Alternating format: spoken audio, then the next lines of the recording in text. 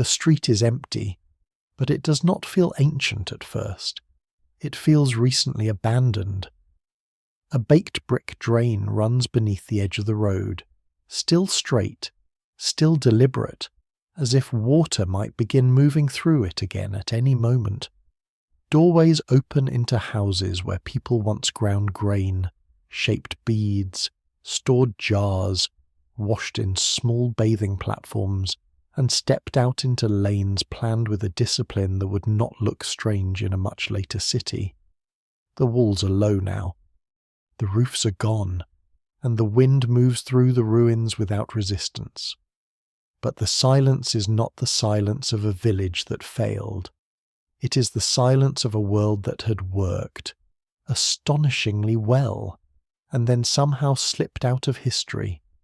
This is the mystery of the Indus Valley civilization, one of the great urban civilizations of the ancient world, and for a long time one of the least understood.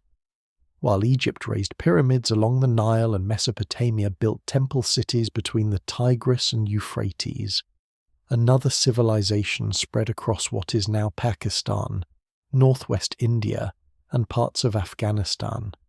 It built cities with drains, wells, warehouses, carefully fired bricks, standardized weights, long-distance trade, and a writing system that still resists every attempt to read it. It had no obvious palaces, no towering statues of kings, no clear royal tombs, no carved battle scenes celebrating conquest. Then, after centuries of urban life, its great cities declined. The people did not leave behind a neat explanation. No final inscription records a famine, invasion, plague, rebellion, or divine punishment. The evidence remains incomplete, and that absence is part of what makes the story so haunting. The phrase disappeared overnight is not literally true, and that matters. Civilizations rarely vanish in a single evening, no matter how dramatic the ruins appear under moonlight. What happened here was slower, stranger, and in some ways more unsettling. Cities that had endured for generations began to lose their coherence. Streets were repaired less carefully, houses changed, trade weakened, population shifted, rivers altered their courses, the monsoon became less reliable. The great urban fabric loosened until the civilization that had once seemed so orderly no longer existed in its old form. Yet to later memory, it might as well have vanished overnight, because its name, language, rulers, beliefs, and stories disappeared almost completely. For thousands of years, the world forgot it had ever been there. Before we go deeper, take a moment to like the video and subscribe, if this is the kind of history and mystery you enjoy. To stand inside Mohenjo-Daro today is to feel the contradiction at the heart of the mystery. The city is dead, but its planning feels alive. It rises from the plain in layers of sun-baked brick, with streets meeting at angles, platforms lifting public buildings above flood levels, and wells appearing in numbers that suggest a population deeply invested in water control and domestic life. Some houses are modest, others larger, but they often share a concern with privacy, drainage, and access to water. There are bathing areas where wastewater once flowed into covered drains, a feature so practical and so unglamorous that it somehow feels more intimate than a palace. Whoever lived here cared about the management of daily life. They built not only for display, but for use. And yet the people themselves remain strangely distant. We do not know what they called their cities. We do not know the names of their leaders, if they had leaders in the way Egypt or Mesopotamia did. We do not know how they prayed, what myths they told children, what songs travelled with merchants, or what words were spoken in the markets. Archaeologists have found seals showing animals, symbols, and human-like figures, including the famous unicorn-like creature that appears again and again. But the script above these images remains undeciphered. Thousands of inscriptions survive, yet most are short. They tease rather than explain. What survives in the record suggests a civilization of remarkable complexity, but its own voice is locked behind signs no one can yet confidently read. That silence shaped the way the civilization was misunderstood.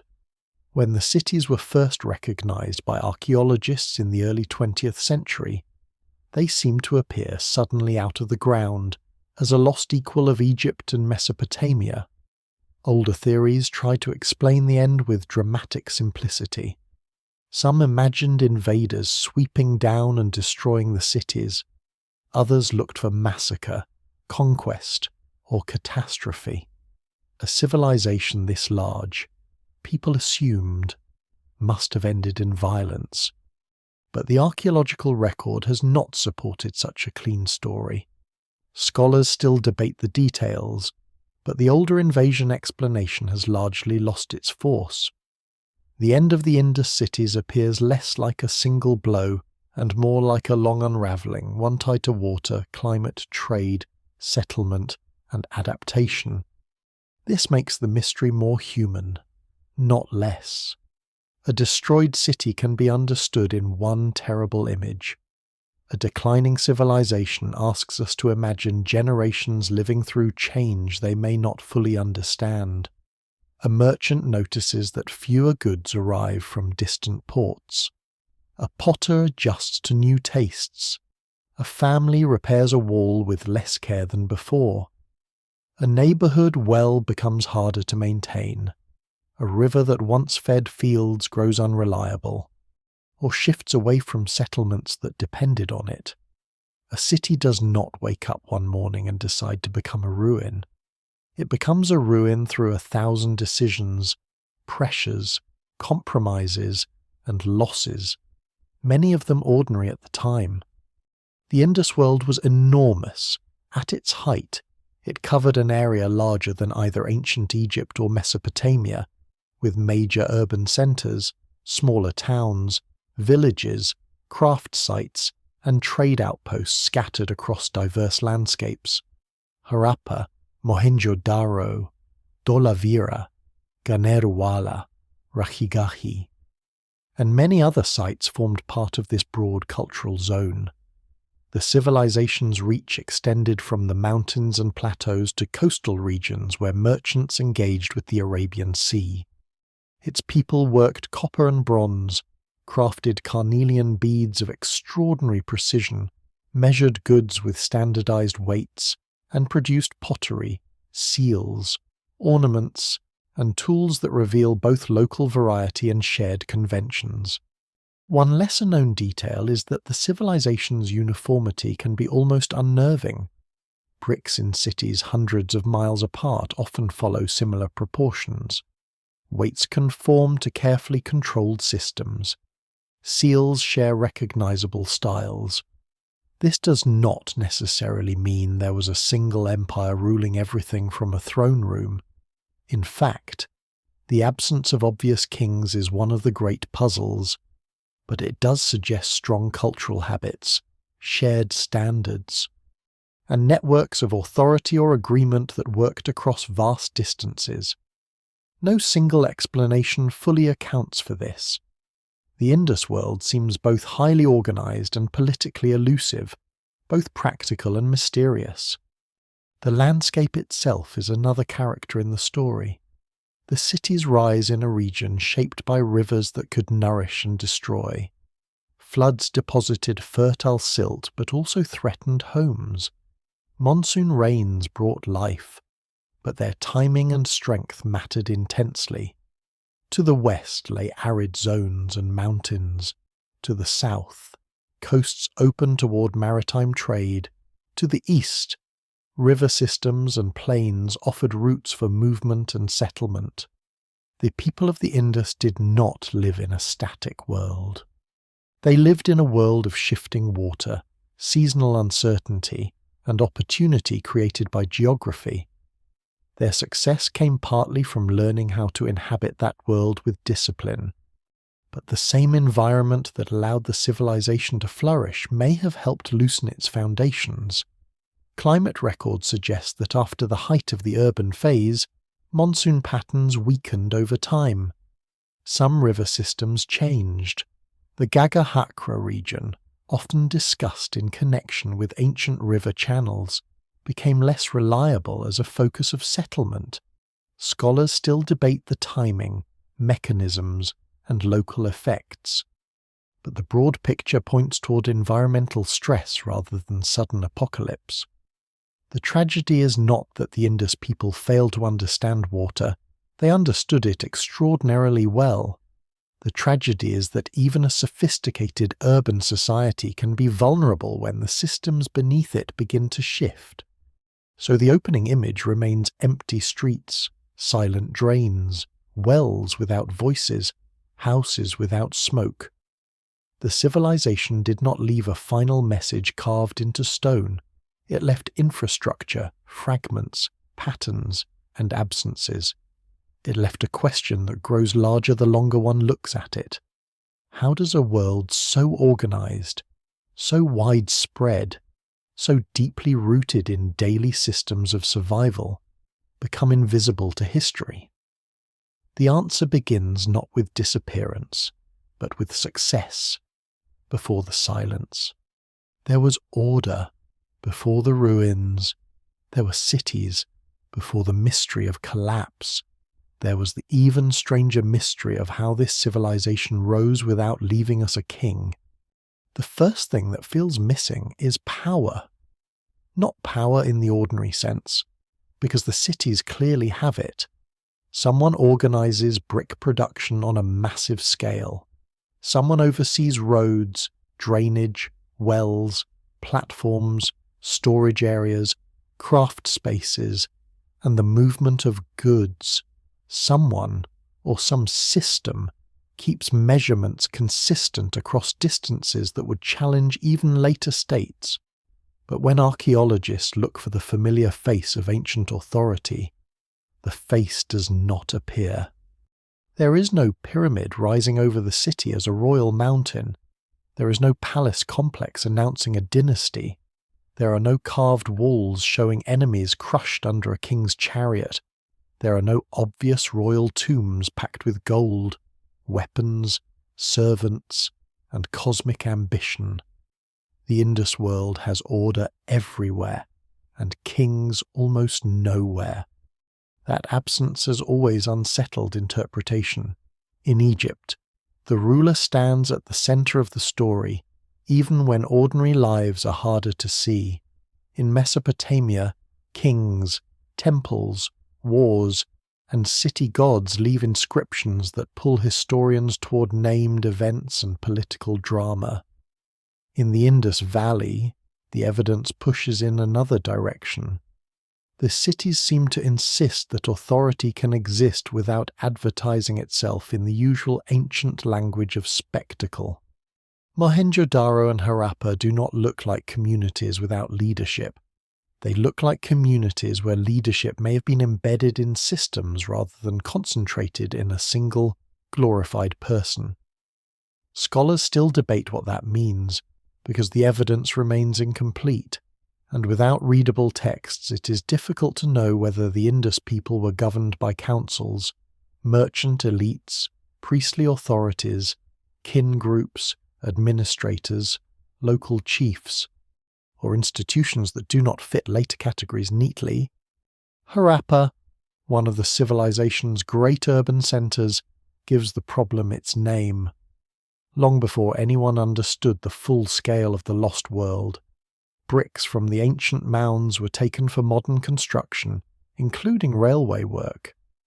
The city had already been wounded before it was recognized. What remained still revealed complexity. Harappa was not a loose sprawl of huts. It contained raised mounds, planned sectors, craft areas, streets, drains, and evidence for administration and trade. Mohenjo-Daro, farther south along the Indus, deepened the mystery with its grid-like streets, monumental platforms, and carefully constructed public spaces. These were not accidental settlements. They were planned environments, shaped by habits of measurement, labour, and maintenance. Yet the monumental buildings of the Indus are strangely restrained.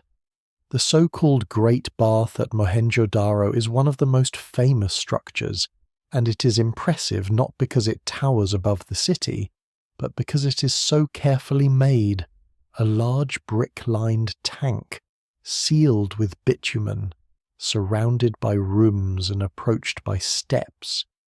It suggests ritual, public gathering, purification, elite ceremony, or some combination of these, but it does not explain itself. It does not carry an inscription naming the king who built it. It does not show a god descending into the water. It simply sits there, precise and silent, as if the people who used it knew perfectly well what it meant and had no reason to tell strangers 4,000 years later. This is one of the qualities that makes the Indus civilization so different from the ancient worlds that are easier to narrate. Its greatest achievements often appear in practical forms. The drains are not glamorous, but they are extraordinary. The streets are not decorated with victory scenes, but they are organized. Many houses have wells or access to nearby water.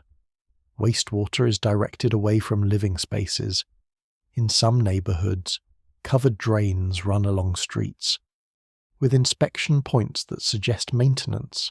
This is not the architecture of a society indifferent to public order. It is the architecture of people who make urban life livable, and who do so at a scale rarely matched in the Bronze Age.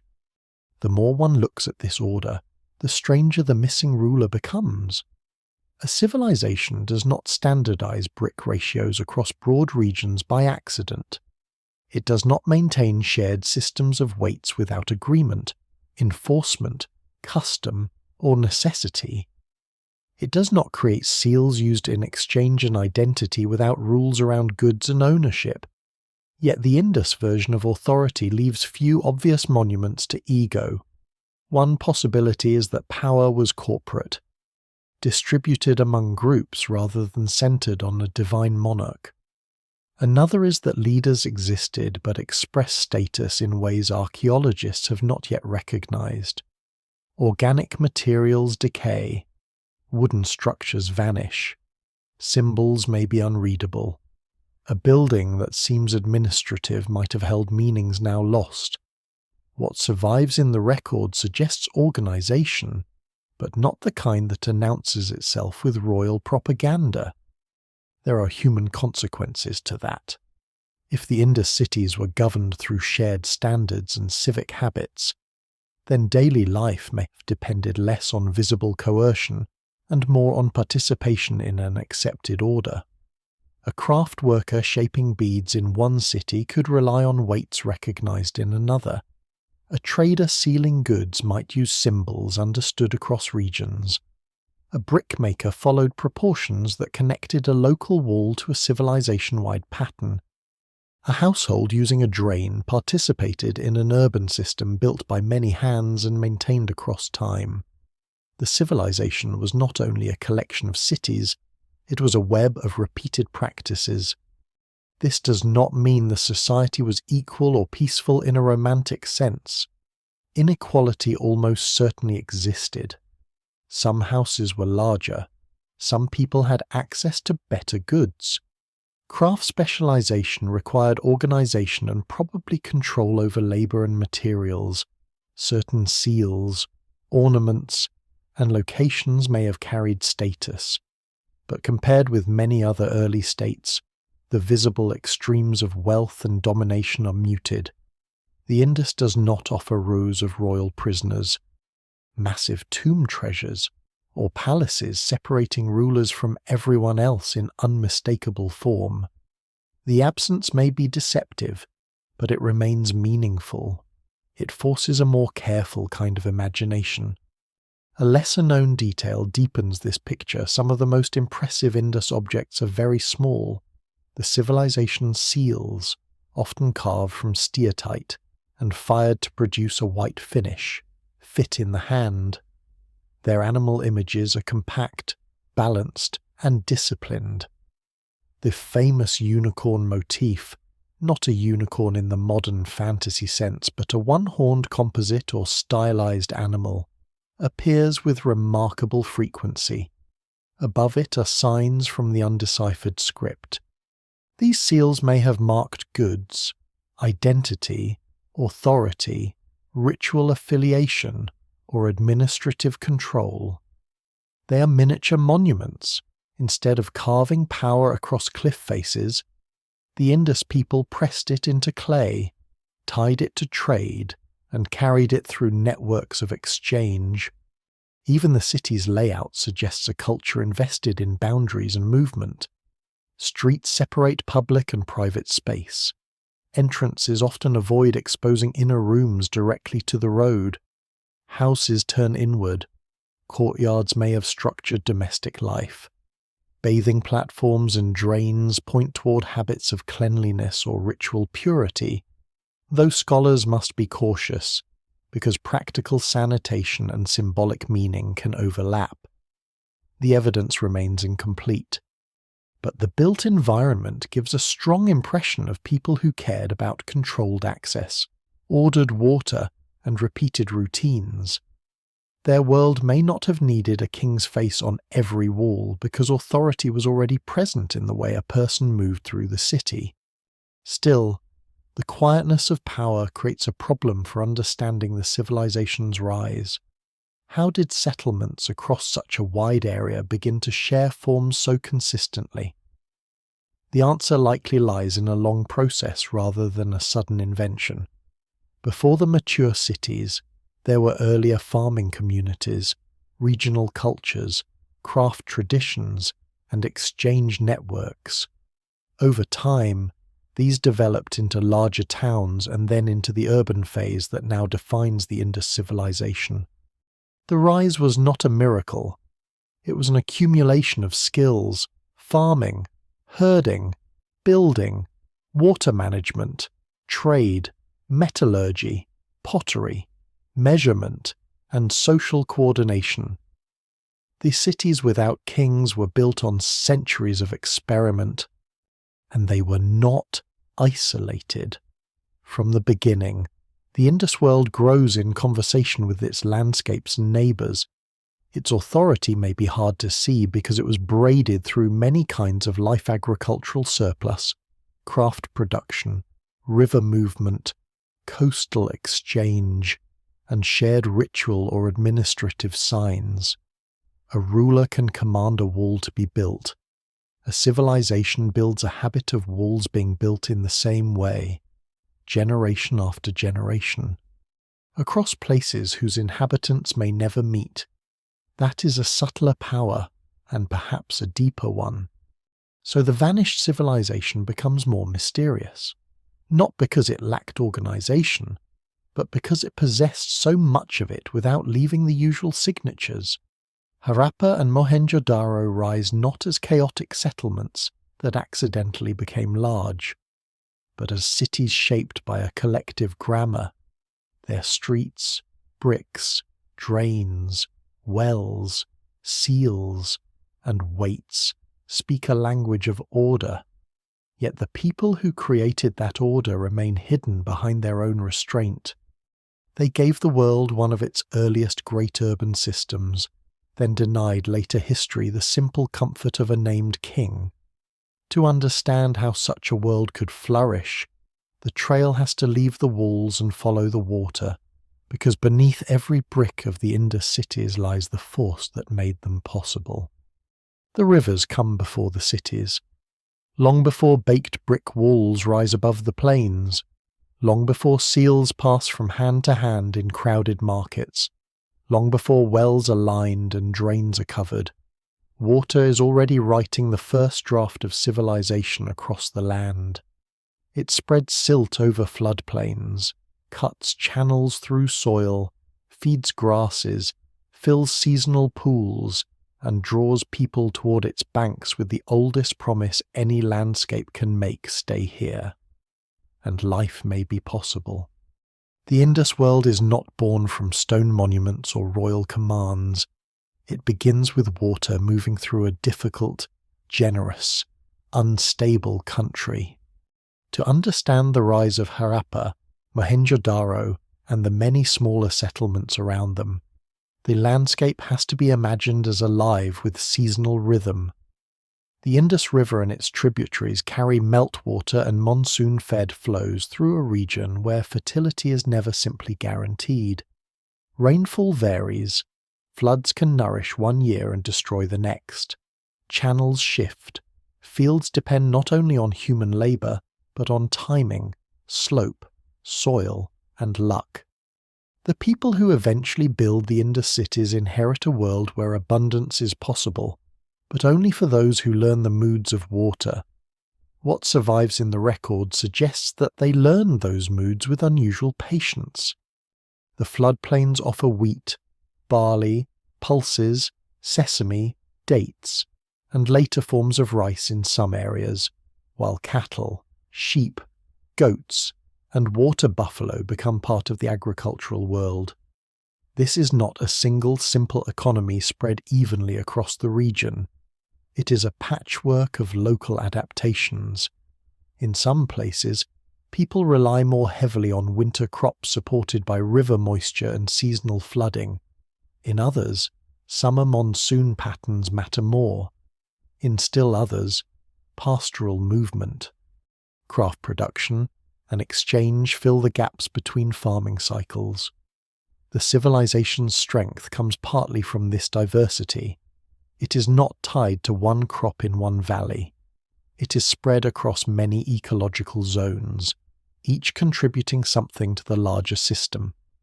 The Indus River itself is only the most famous artery. To the east, the Ghaggar-Hakra river system, now largely dry or seasonal in many stretches, once supported dense settlement in parts of the Indus cultural zone.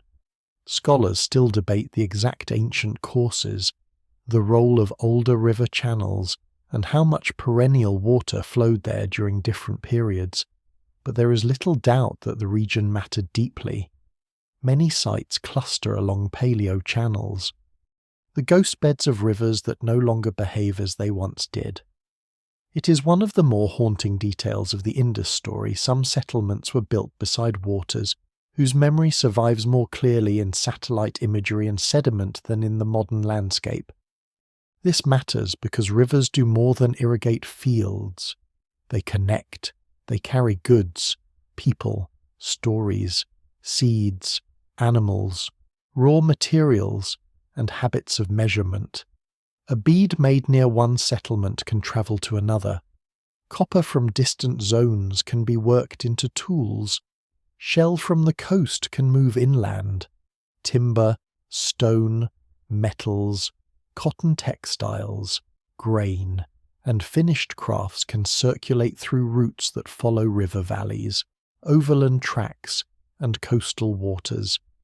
Trade is often imagined as a separate achievement, something that comes after civilization forms. In the Indus world, exchange may be one of the forces that helps civilization form in the first place. The monsoon adds another layer. Today, the South Asian monsoon is one of the great climatic engines of the planet, and in the Bronze Age its strength and reliability helped shape where people could farm, herd, and settle.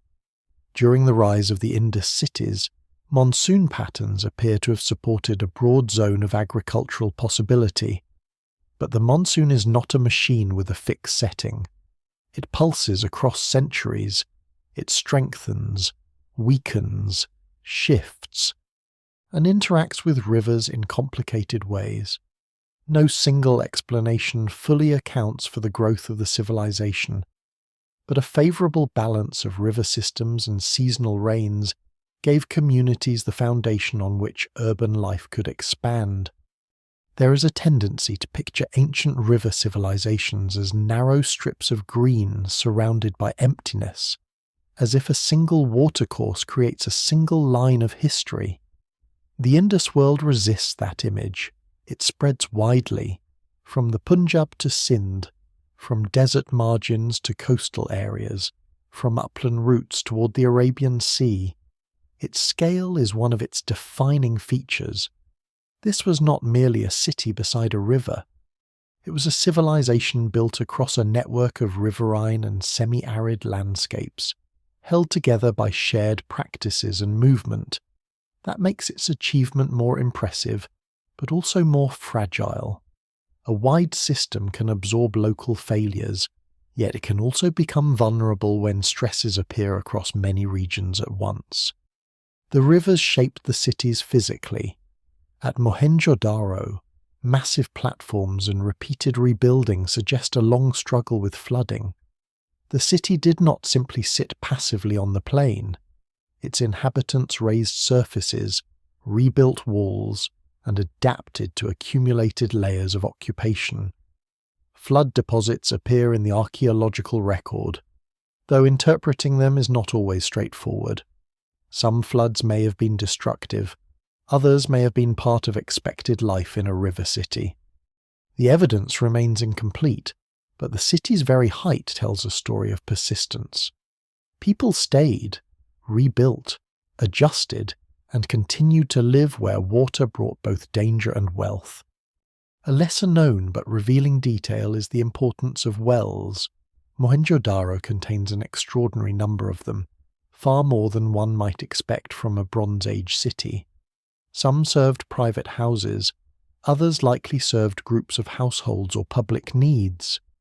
A well is a practical object, but in a place shaped by seasonal uncertainty, it is also a statement of confidence.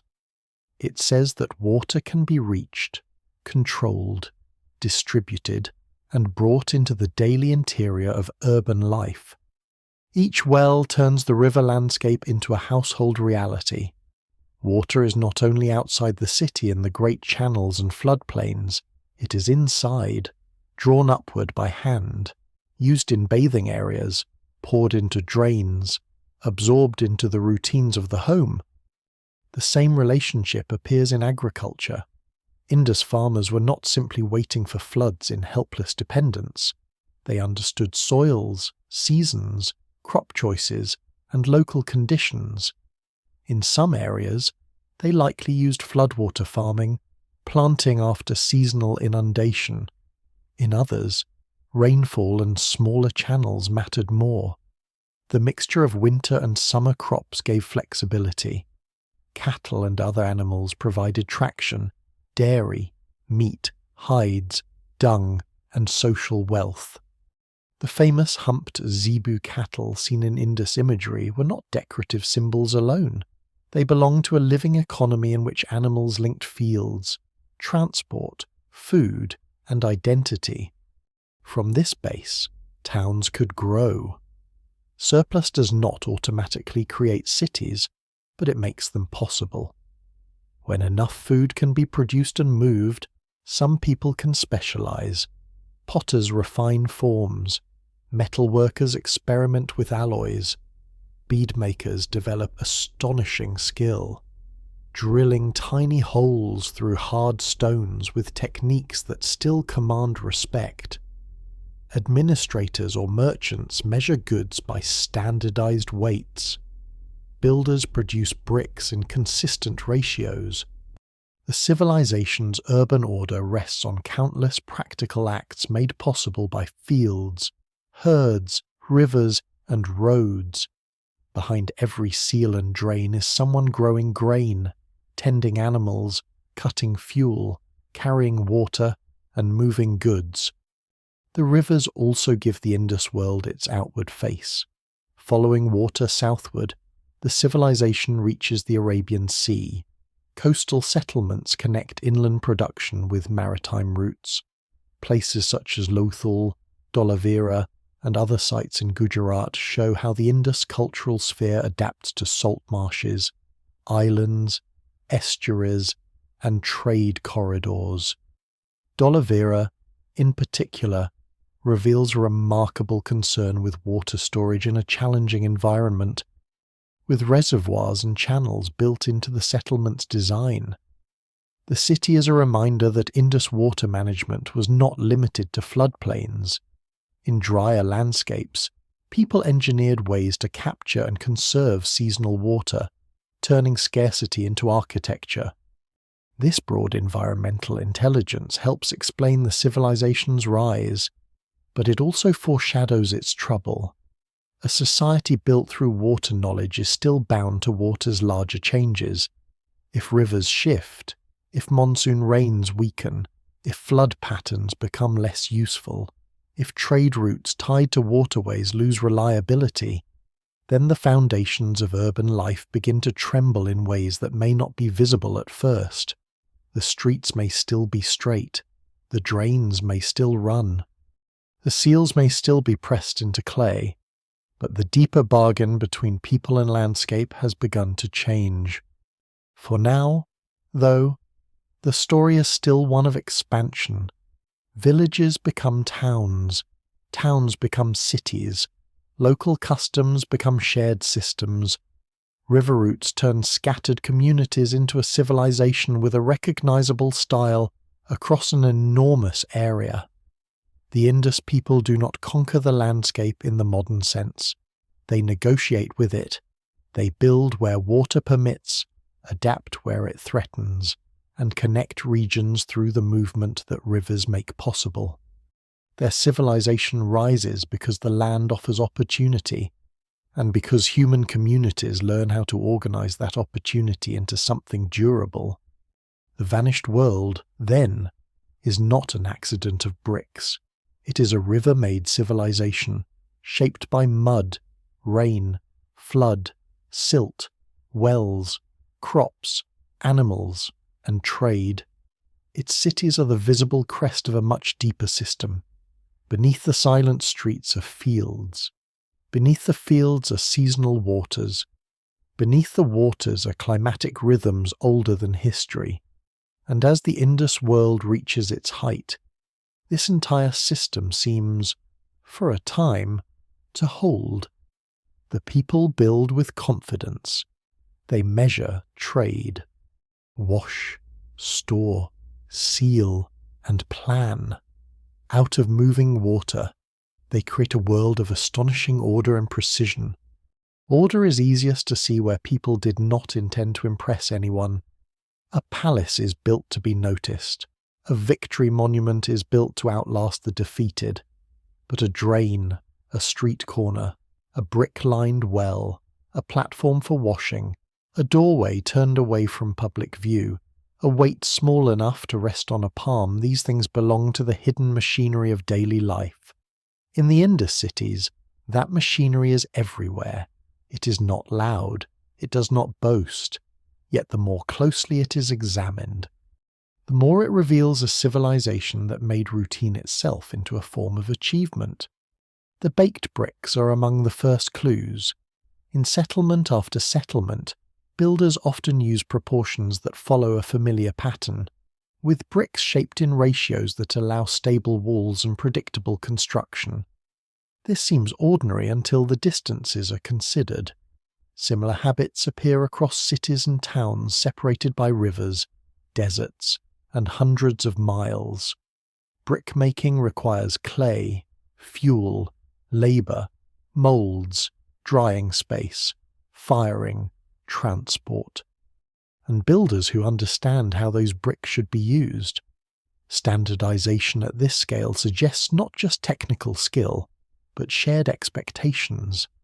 The evidence remains incomplete, but what survives in the record suggests a world where practical knowledge moved widely and where people trusted common measures. The same precision appears in weights. Small cubical stones, often made of chert, follow carefully graded systems. They imply trade, accounting, and comparison. A merchant weighing grain, metal, beads, or cloth needs confidence that a unit in one town means something similar in another. Without readable texts, the details of Indus administration remain uncertain. but these weights show that transactions did not rely only on memory or personal trust. They belong to a larger culture of measurement. It is one of the civilization's quiet revolutions before history preserves its words.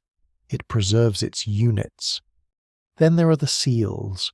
They are compact, elegant, and mysterious. Many show animals: bulls, elephants, rhinoceroses, water buffalo, tigers, goats, composite creatures, and the repeated one-horned figure often called the Indus unicorn. Above the animals are short strings of signs from the undeciphered script. These seals were likely used to mark goods, identify people or groups, regulate exchange, or communicate ownership and authority.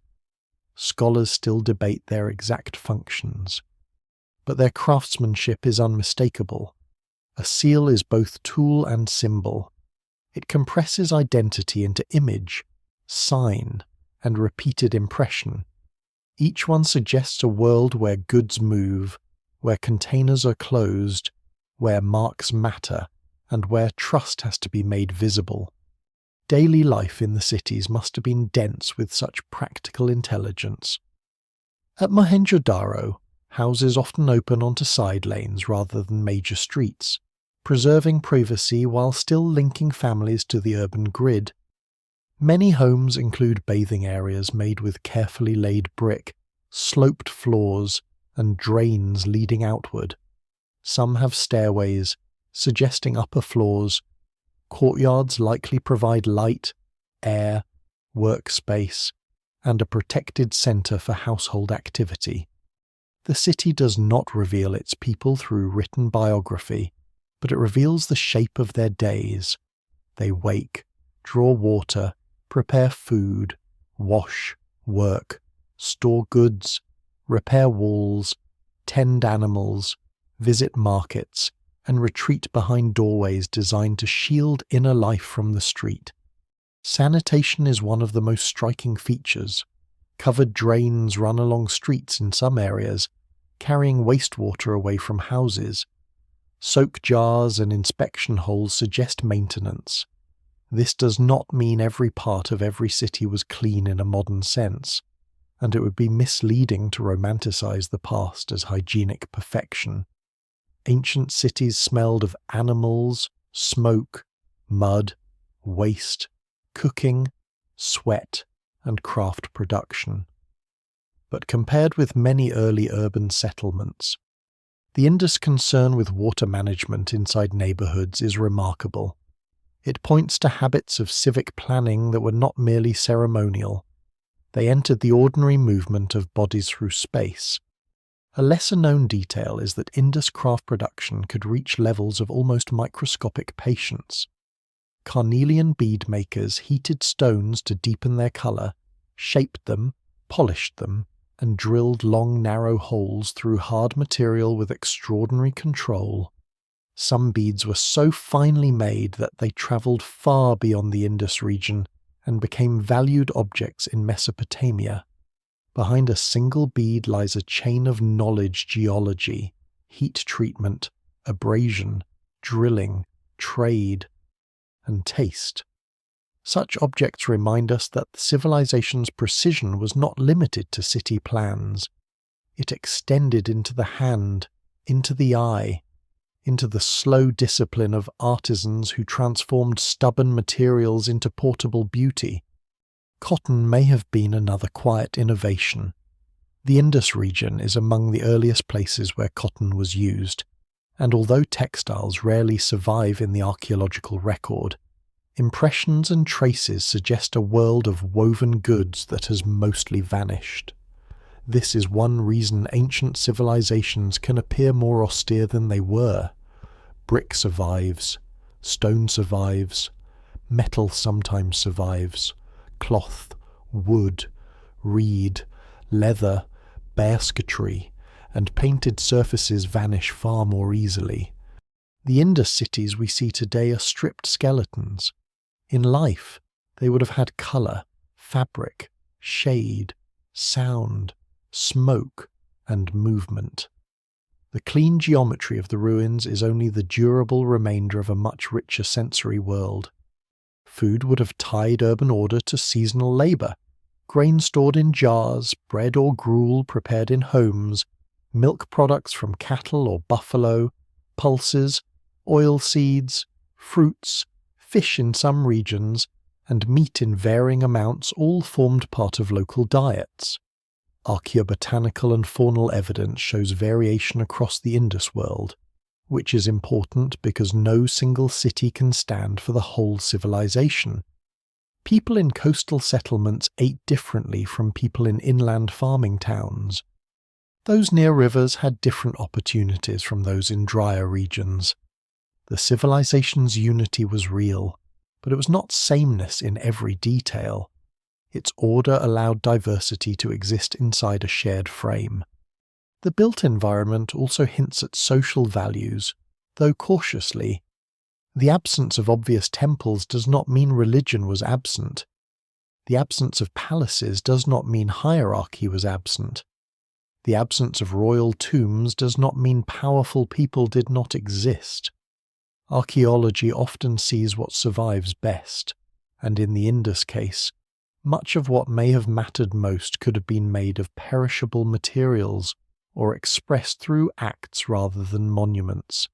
Small terracotta figurines, animal imagery, possible ritual objects, and the Great Bath all suggest symbolic life, but their meanings remain debated.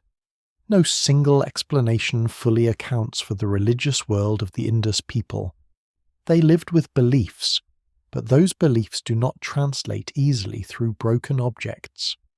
Even so, one theme returns again and again: control, not control in the harsh sense of visible domination, but control as order, boundary, proportion, repetition, and flow. Water is controlled through wells, drains, reservoirs, and platforms. Movement is controlled through streets and entrances. Exchange is controlled through weights and seals. Construction is controlled through brick ratios. Craft is controlled through standardized techniques. Privacy is controlled through house plans. This pattern may be the nearest thing we have to an Indus political statement. Their cities say that life can be arranged, that uncertainty can be managed, that the dangerous forces of water, trade, crowding, and waste can be guided into channels. But the same pattern carries a warning. A highly ordered system can be resilient, yet it can also become dependent on the conditions that make order possible. Drains require maintenance. Wells require accessible groundwater. Standardized trade requires reliable networks. Brickmaking requires fuel. Craft specialists require customers and supply lines. Urban populations require food from beyond the city. When these supports remain strong, the city feels almost inevitable. When they weaken, the city's precision becomes harder to sustain. The first signs of decline may appear not as dramatic destruction, but as small failures in upkeep, variation in standards, changes in settlement, and the quiet abandonment of old habits. For centuries, though, the Indus system works. People inhabit a world where the ordinary is structured with extraordinary care. They live in cities that do not need giant statues to show sophistication. A family bathing on a brick platform participates in a civic technology. A craft worker measuring stone weights participates in a regional economy. A seal pressed into damp clay links a household, workshop, or merchant to a network larger than any single street. The civilization's greatness lies not only in its scale, but in its ability to make complexity feel routine. And that may be why its disappearance feels so uncanny. When a society is known mostly through palaces, its fall can be imagined as the fall of rulers. When it is known through armies, its end can be imagined as defeat. But the Indus civilization is known through the architecture of everyday stability. Its mystery is therefore more intimate. It is the mystery of wells no longer drawn from, drains no longer cleared, weights no longer trusted, seals no longer pressed, and doorways opening into rooms where the rhythm of ordinary life has stopped. Yet before that silence arrives, the Indus world extends outward, beyond its carefully planned streets, into a wider Bronze Age web where ships, merchants, and distant ports carry its marks across forgotten oceans. Beyond the streets and wells, beyond the fields fed by river water, the Indus world opens toward distance. Its cities are not sealed containers of brick and habit. They breathe through trade. Goods move out from workshops and farming settlements, down river routes, across dry plains, through mountain passes, and along the coast where the Arabian Sea waits like a second road. The civilization that seems so silent in its own inscriptions becomes visible in the records and ruins of other lands, appearing not as a conquered people or a conquering army, but as merchants, materials, weights, seals, beads, and names that foreign scribes try to fit into their own way of understanding the world. In Mesopotamian texts, there is land called Meluha. Scholars widely connect Meluha with the Indus region, though the exact boundaries and meanings of the term remain debated. To the Mesopotamians, Meluha is distant, valuable, and somewhat exotic. It is associated with goods that arrive from the east or southeast, across maritime and overland networks linking Mesopotamia with Dilmun, often identified with Bahrain and nearby Gulf regions, and Margan, associated with Oman and surrounding areas. The Indus people may not have called themselves Meluhans, but in the cuneiform imagination, this was one of the names by which their world entered history. It is a strange fate. A civilization whose own script cannot yet be read is partly known through the writings of others. The goods themselves tell a more physical story. Carnelian beads from the Indus region appear in Mesopotamian contexts, some etched with white designs using techniques strongly associated with Indus craft traditions. Shell objects, ivory, woods, metals, precious stones, cotton textiles, and perhaps other perishable goods move through these routes. Though the evidence varies by material, some items survive because stone and shell endure. Others survive only as traces, impressions, or textual references. What survives in the record suggests that Indus trade was not a casual exchange of curiosities. It was organized, repeated, and important enough to leave marks across the Bronze Age world. At coastal sites, the practical edge of this exchange becomes clearer. Settlements in Gujarat and along the Makran coast linked inland production with maritime movement. Boats likely hugged coastlines, moving from harbour to harbour rather than striking boldly into open ocean in the modern sense. They carried goods through tidal waters, estuaries, and gulf routes where winds, currents, reefs, and shoals mattered intensely. Maritime trade in the Bronze Age was not romantic freedom. It was risk managed by experience. A voyage meant storms, uncertain navigation, spoiled cargo, political complications, and the constant problem of water and food aboard. The fact that Indus goods travelled so far reveals not only ambition, but also practical knowledge of coastlines and seasonal movement. Lothal, often discussed as a major Indus site with a brick-lined basin interpreted by some as a dockyard, has become one of the most evocative symbols of this maritime world. Scholars still debate the exact function of the structure, and caution is necessary because the word dockyard can make the evidence sound more settled than it is. It may have served as a tidal basin, reservoir, or part of a water management system connected to trade, but whatever the precise interpretation, Lothal clearly belonged to a landscape where craft production, measurement, storage, and coastal exchange mattered. The site shows how the Indus civilization adapted its orderly habits to the edge of the sea. Dholavira offers another form of adaptation, located in the harsh environment of the Rann of Kutch. It depended on capturing and managing seasonal water with unusual sophistication. Its reservoirs, walls, and urban layout show that Indus planning could thrive even where water was scarce, provided it could be trapped, stored, and distributed. Dholavira also produced one of the most striking Indus inscriptions, a set of large signs that may once have been displayed prominently, perhaps above a gateway. No one can read them. Their scale, however, suggests that writing was not always hidden on tiny seals. It could be public, visible, and meant to be seen by many.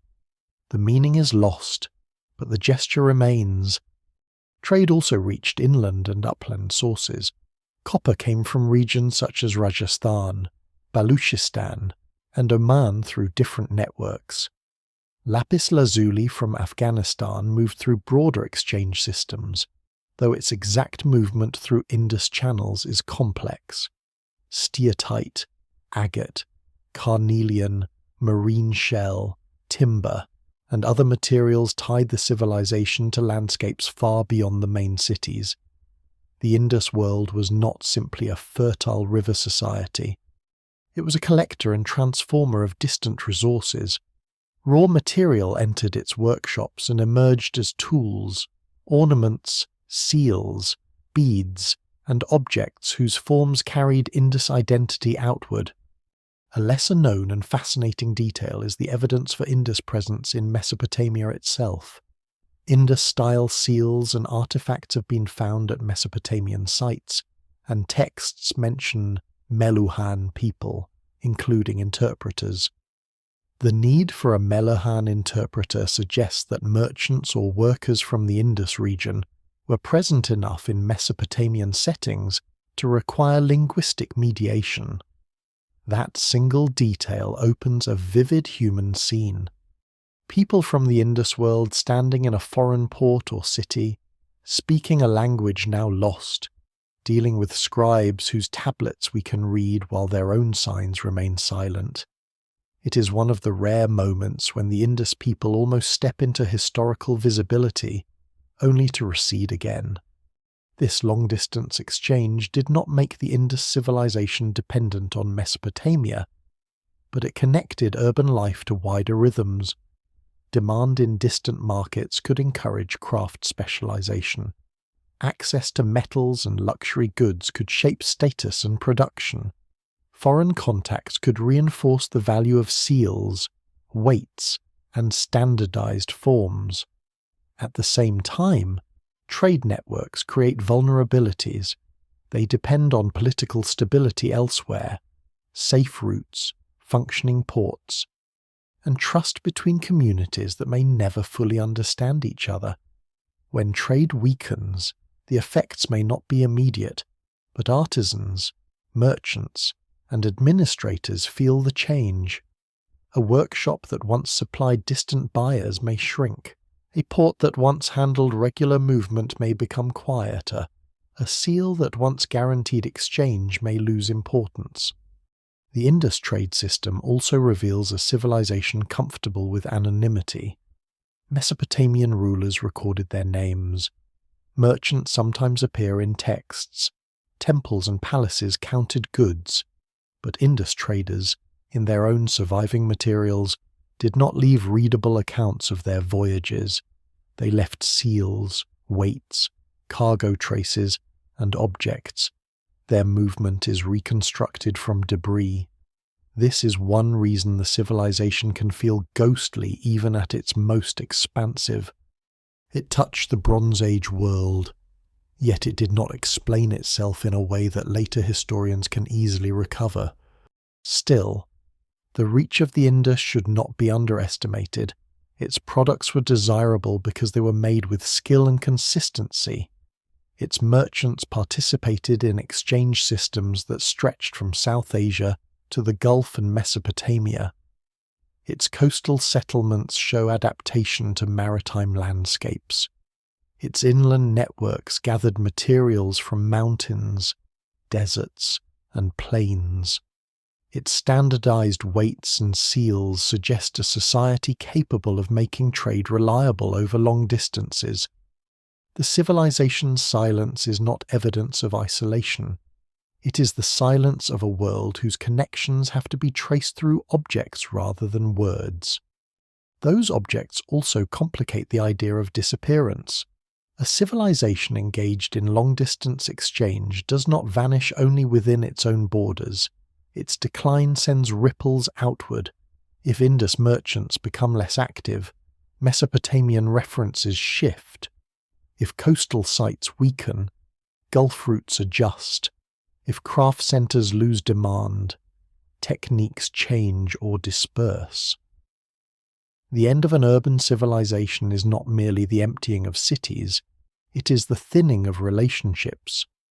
The routes that once carried carnelian beads and sealed goods begin to carry less of the old order. What had been a wide web becomes a set of broken strands. For a time, though, the web holds. Boats move along the coast, goods pass through ports, beads travel into foreign graves and storehouses. Mesopotamian scribes write of distant Meluha. Indus seals mark transactions in a script that remains unread. The civilization stands at once rooted and outward-looking, built on rivers but open to the sea, practical in its urban habits yet far-reaching in its connections. Its cities are not lonely monuments on the plain. They are nodes in a Bronze Age world much larger than themselves. And this is why the first signs of unravelling are difficult to detect. A collapse does not begin when the last house is abandoned. It begins when confidence starts to thin inside the systems that once seemed reliable.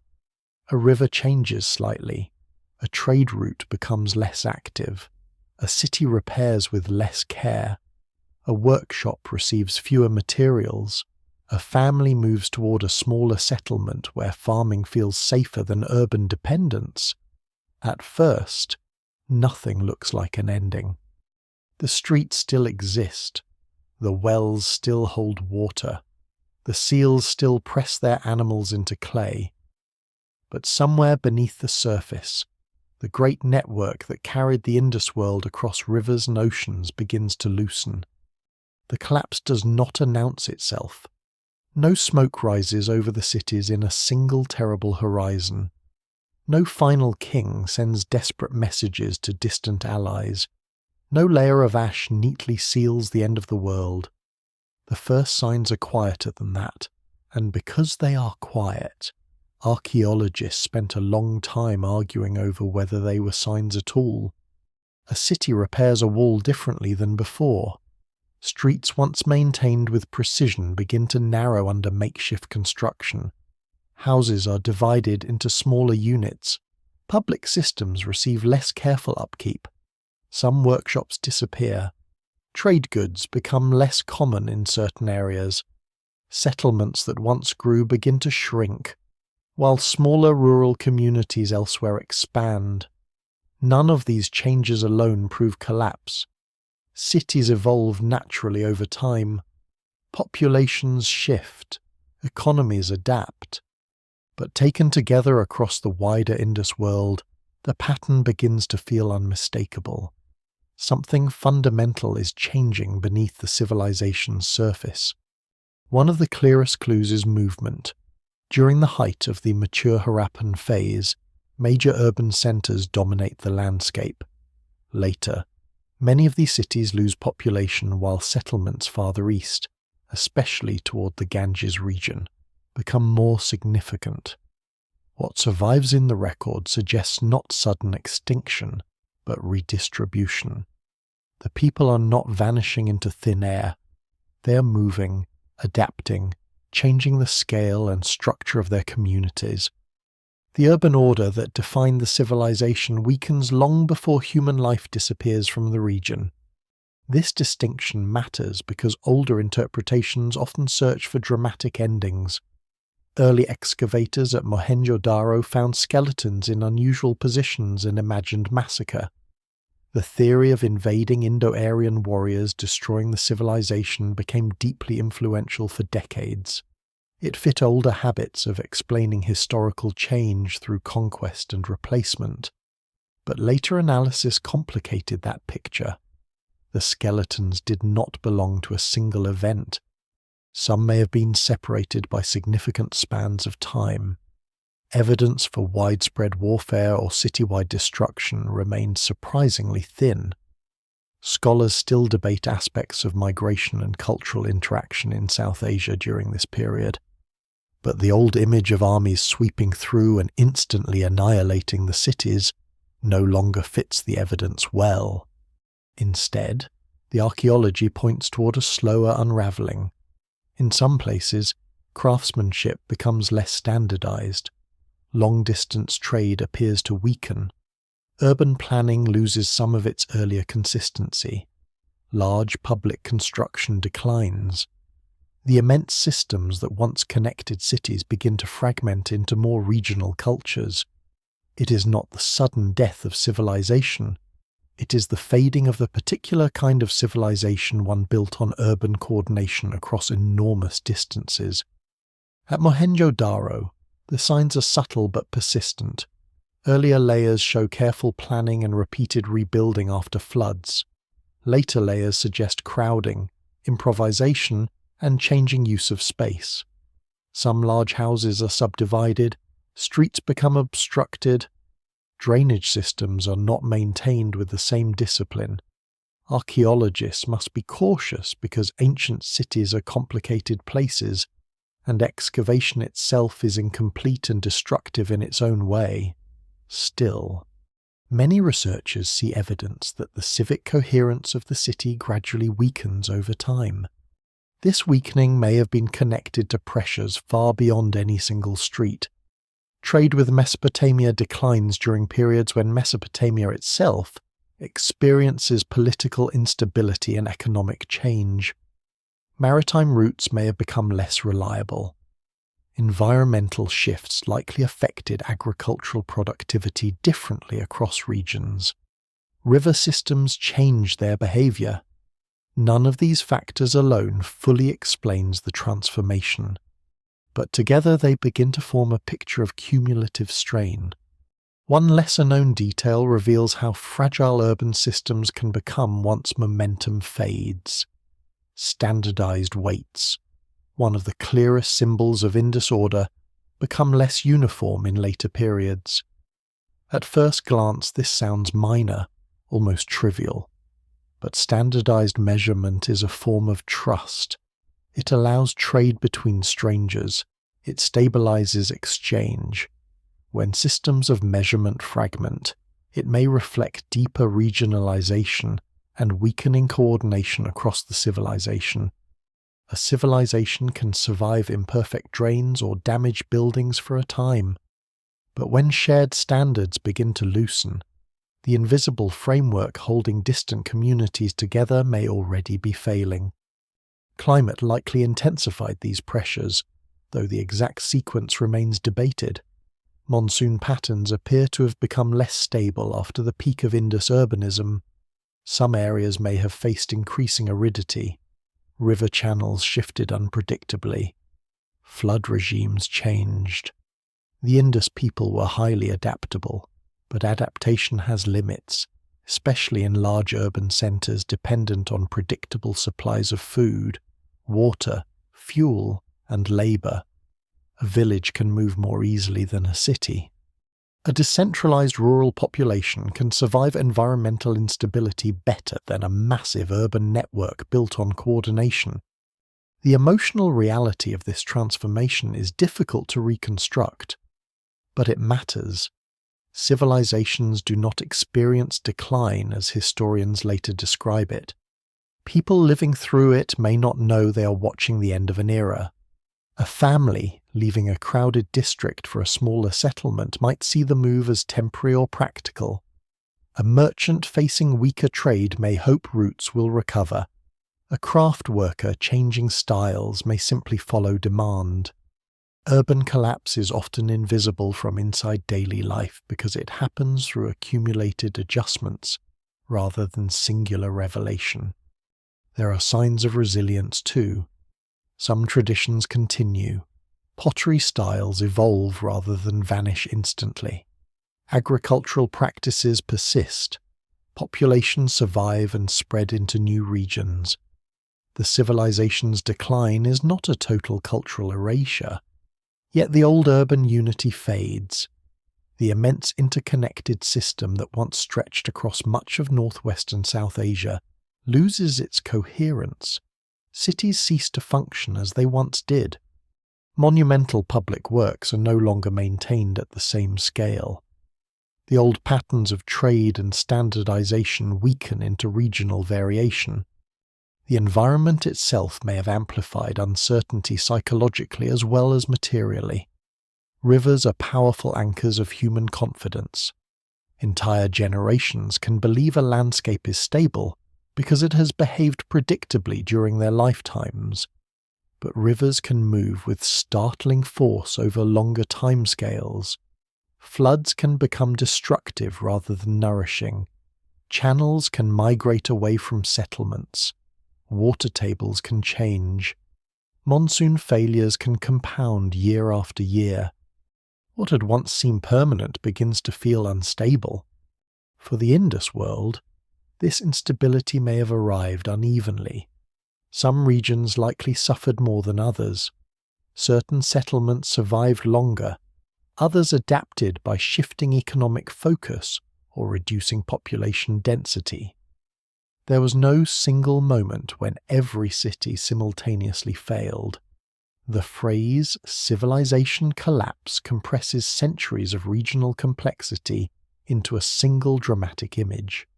Yet the broader trajectory remains clear enough. The mature urban phase of the Indus civilization ends. The cities that once represented one of the ancient world's greatest systems of organized life gradually empty, fragment, or transform beyond recognition. And still, perhaps the strangest thing is how little open violence appears in the ruins compared with the scale of the transformation. Many ancient collapses leave dramatic destruction layers, burned palaces, shattered defences, mass graves, or triumphant inscriptions from conquerors. The Indus decline feels quieter. Wells go unused, drains clog, workshops fall silent, streets narrow under accumulated improvisation. Houses are abandoned room by room. The silence arrives not as an explosion, but as erosion. This makes the mystery harder to simplify and therefore harder to forget. If a civilization as sophisticated as the Indus could weaken through environmental stress, shifting trade, and gradual fragmentation rather than obvious catastrophe, then its story becomes unsettlingly modern. Complex systems often fail not all at once, but through slow strain hidden beneath the appearance of normal life. The cities still stand while the foundations of their world begin to move, and nowhere would that movement become more decisive than in the rivers themselves, because the same waters that built the civilization were beginning, slowly and relentlessly, to abandon it. When a river moves away, it does not look like the end of the world at first. It looks like a bad season, then a troubling pattern, then a memory older people begin to repeat with unease. The channel is shallower than it used to be. The flood does not reach the same fields. The wells taste different, or fall lower, or demand more labour. Sand gathers where water once lingered. A settlement that had been placed with confidence near a life-giving course now finds itself slightly misplaced, and then dangerously misplaced, and then stranded beside a ghost. This is one of the most important threads in the Indus mystery. The civilization rose in a landscape of rivers, but those rivers were not fixed lines drawn permanently across the earth. They were living systems. They shifted with sediment, slope, rainfall, tectonic movement, flood pulses, and long climatic rhythms. The Indus itself remained a mighty river, but across the broader civilization, especially in regions linked to the Ganga-Hakra system and other channels, water became less reliable over time. Scholars still debate the exact history of these rivers, and the evidence remains incomplete. But the general problem is clear: many Indus settlements depended on hydrological worlds that did not remain stable forever. The Ganga-Hakra region is especially haunting because it holds so many traces of settlement along now dry or seasonal channels. From the air and through satellite imagery, old riverbeds appear like faded veins beneath the desert and plains. Archaeologists and geologists have argued for decades over how these channels behaved during the height of Indus urbanism. Some older ideas imagined a great perennial river flowing strongly through the region during the mature phase, later drying dramatically. More recent studies suggest a more complex picture, with some major Himalayan-fed rivers possibly having shifted away earlier, leaving monsoon-fed systems that could still support settlement for a time. The details are technical, and no single explanation fully accounts for every site. But the human meaning is simpler. People built lives around watercourses whose reliability changed. A city can survive many things, but it cannot negotiate indefinitely with vanishing water. Urban life requires concentration. Concentration requires supply. Grain must come in, waste must go out. Animals need fodder, crafts require fuel and materials. People need drinking water, washing water, construction water, ritual water, and the confidence that tomorrow's water will not become a crisis. The Indus people were not careless. Their wells, drains, reservoirs, and flood adaptations showed deep practical intelligence. But even the best local engineering cannot command a weakening monsoon, or force a river to remain where geography no longer holds it. At Dholavira, the struggle with water appears in monumental form. The settlement's reservoirs and channels show a community determined to capture seasonal flows in a difficult environment. Rainwater and runoff were guided, stored, and defended against scarcity. It is one of the most impressive examples of ancient water management in South Asia, and it reveals a civilization capable of adapting to harsh conditions rather than merely occupying naturally easy ones. Yet Dholavira also reminds us of the limits of adaptation. A reservoir is a brilliant answer only if enough water arrives often enough to fill it. When climate patterns change, infrastructure can become a record of both ingenuity and desperation. Mohenjo-Daro faced a different relationship with water. There, flooding seems to have been a recurring challenge. The city was rebuilt repeatedly over time, with platforms and accumulated layers raising parts of the settlement. Floods may have damaged neighborhoods and deposited silt, but they also belonged to the ecological rhythm that made floodplain life fertile. The problem for river cities is balance. Too little water means drought and failed fields. Too much water means destruction and disease. A stable civilization does not require nature to be gentle. It requires nature to be predictable enough that human systems can adjust. Once that predictability erodes, even familiar dangers become harder to manage. A lesser-known detail is that the Indus decline may not have been caused by simple drying everywhere. In some places, floods may have become more disruptive, while in others, aridity increased. Climate change rarely acts like a single hand pressing evenly on a map. It creates uneven stress. One region loses rainfall, another faces altered river behavior, another sees trade routes become less useful because settlements between them are shrinking. This unevenness helps explain why the Indus world does not collapse in one dramatic instant. Different communities experience different versions of the crisis, and they respond in different ways. For farmers, a small shift in water reliability can transform everything.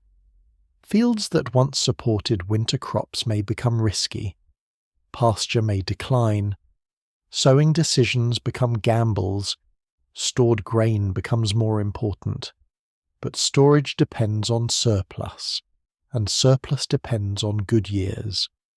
Families may reduce dependence on vulnerable areas by moving eastward or towards smaller settlements with more reliable local rainfall. This may be one reason later populations appear increasingly distributed outside the old urban centres. The city, once a place of opportunity, becomes a place of dependence. The countryside, once tied into urban systems, becomes a refuge of flexibility. The psychological weight of such change is easy to underestimate. People do not experience climate as an abstract trend. They experience it as a failed crop, a dry well, a missing flood, a costly repair, a journey that must be made farther than before. They experience it in household decisions whether to stay, whether to send relatives elsewhere, whether to rebuild again, whether to trust that the old rhythms will return. No inscription tells us what an Indus farmer thought while watching a familiar channel shrink. But the settlement patterns suggest that many people eventually chose movement over waiting. This does not mean panic. It may have been practical, gradual, and rational. The civilization's transformation may be one of the great examples of adaptation mistaken for disappearance. As water systems changed, people shifted toward regions and lifeways better suited to new conditions. They did not all die in abandoned streets. They carried seeds, animals, skills, memories, and perhaps stories that no longer survive in recognizable form. But the urban system that had depended on older river patterns could not simply move intact. A city is not a tent. It cannot fold itself and follow the water. The changing rivers also weaken the connective tissue between settlements.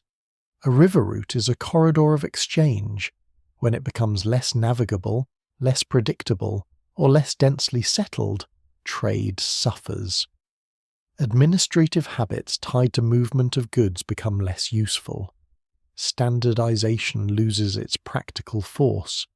A seal matters less if the network in which it carried authority is thinned. A weight system matters less if exchange becomes more local. The drying or shifting of waterways did not only threaten food, it threatened the logic of the civilization's unity. The old cities may have tried to persist through these changes. People often remain in ancestral places long after conditions worsen, because places are more than resources. They hold graves, memories, identities, workshops, rites, relationships, and sacred associations.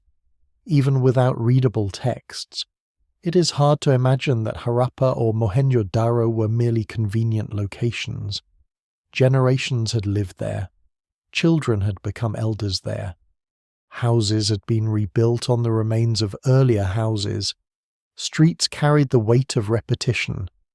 Leaving such places would not have been a simple economic adjustment. It would have been a rupture. And yet the water kept changing. The rivers that once gathered communities into shared systems began, in some regions, to scatter them. The monsoon that had helped sustain broad agricultural zones weakened over longer timescales. Floodplains altered. Dry channels widened into memory. The great Indus urban centres did not fall because their people were ignorant of water. They fell, in part, because they understood water so well that when it ceased to behave within the range, their systems could manage. The entire urban bargain became harder to maintain. By the time the old order is visibly fading, the transformation has already reached into every layer of life. The city's decline begins in the sky and mountains, in rainfall and sediment, in channels shifting beyond human command.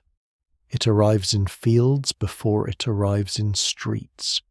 It touches wells before it empties houses. It changes trade before it changes memory. and when archaeologists later walk through abandoned neighborhoods, they see the final stillness. Not the long environmental negotiation that came before it.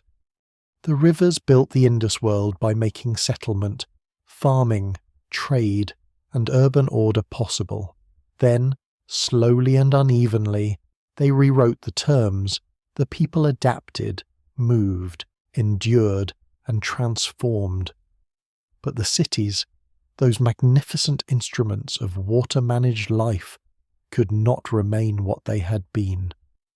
As the waters moved away, the human tide began to move with them, leaving behind houses, wells, drains, and streets waiting for footsteps that would never return in the same way. By the time a house becomes a ruin, it has already passed through several quieter stages of abandonment. First, there is neglect that can still be repaired. A wall leans, but not enough to fall. A drain clogs, but someone may clear it when the season turns. A courtyard gathers more dust than usual. A storage jar remains empty longer than expected. Then comes improvisation. A large room is divided into smaller spaces. Bricks are taken from one wall to patch another.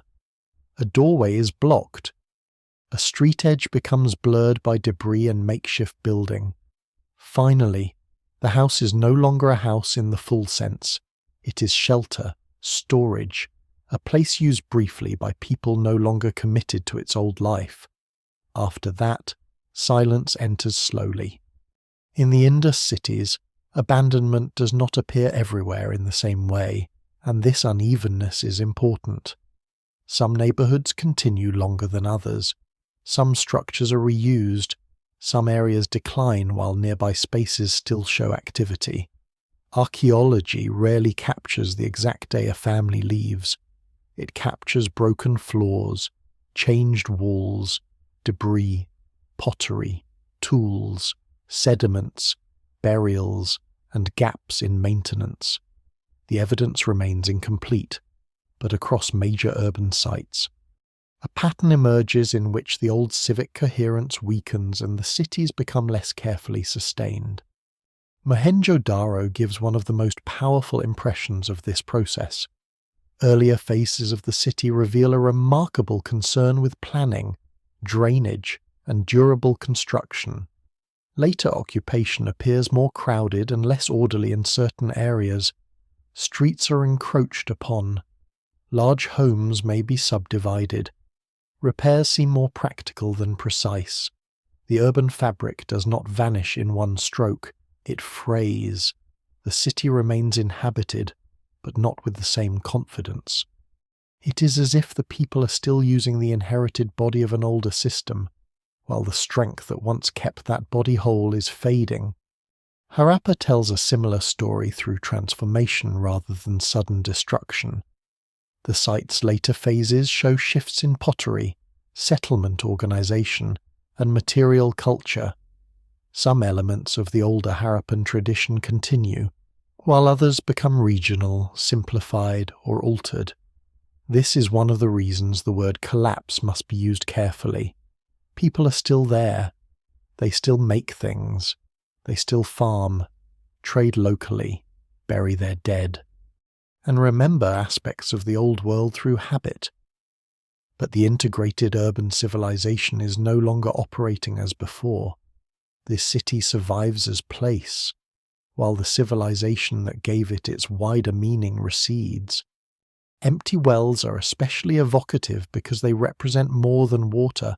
A well is a repeated promise between a community and a place. It requires labor to dig, line, maintain, and protect. In Mohenjo-Daro, where wells were numerous, their presence suggests a dense urban relationship with groundwater and domestic water use. When such wells fall out of use, the silence is intimate.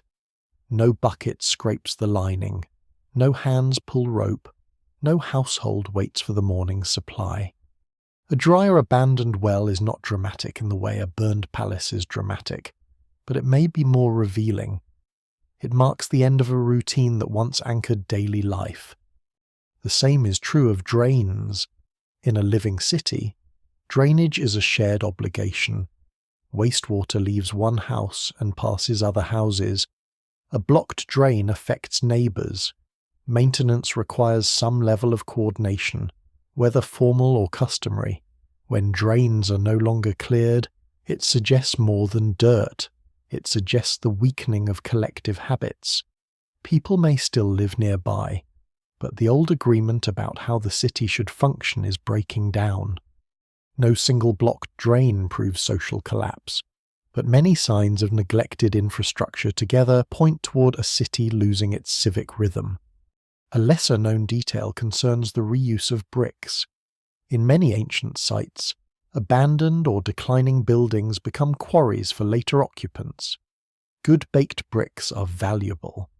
They can be pried out and carried away for new walls, hearths, platforms, or entirely different settlements. This creates a strange afterlife for a city. Its own body is consumed to build smaller futures. In the Indus world, brick robbing happened both in antiquity and much later, including in the colonial period when ancient bricks were used for railway construction. The loss complicates archaeology, but it also offers a stark image. The city disappears not only by decay, but by being taken apart piece by piece. The abandonment of urban centres likely involved many kinds of people making many kinds of decisions. Wealthier households may have left earlier if they had connections elsewhere. Craft specialists may have followed demand or raw materials. Farmers tied to nearby fields may have remained as long as possible. Labourers and poorer residents may have occupied declining spaces in altered ways. Some parts of cities may have become temporary shelters. Others may have retained ritual or local significance after their political and economic importance faded.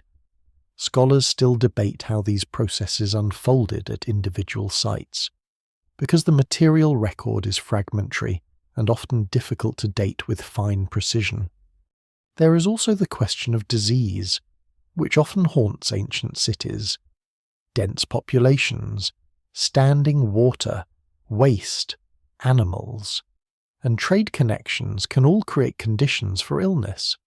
Some researchers have explored health stress in late urban populations, including evidence from human remains that may suggest changing disease burdens or social strain. But disease alone does not explain the civilization's decline, and it should not be turned into a simple plague story without strong evidence. More likely, health pressures interacted with crowding, nutrition, water quality, and social disruption in some communities. No single explanation fully accounts for the pattern. The most haunting part is that the people leaving these cities may not have thought of themselves as abandoning a civilization. They may have thought they were leaving a difficult neighbourhood, moving closer to kin, following water, seeking better fields, joining a smaller settlement, or escaping the burden of maintaining a city that no longer offered enough in return.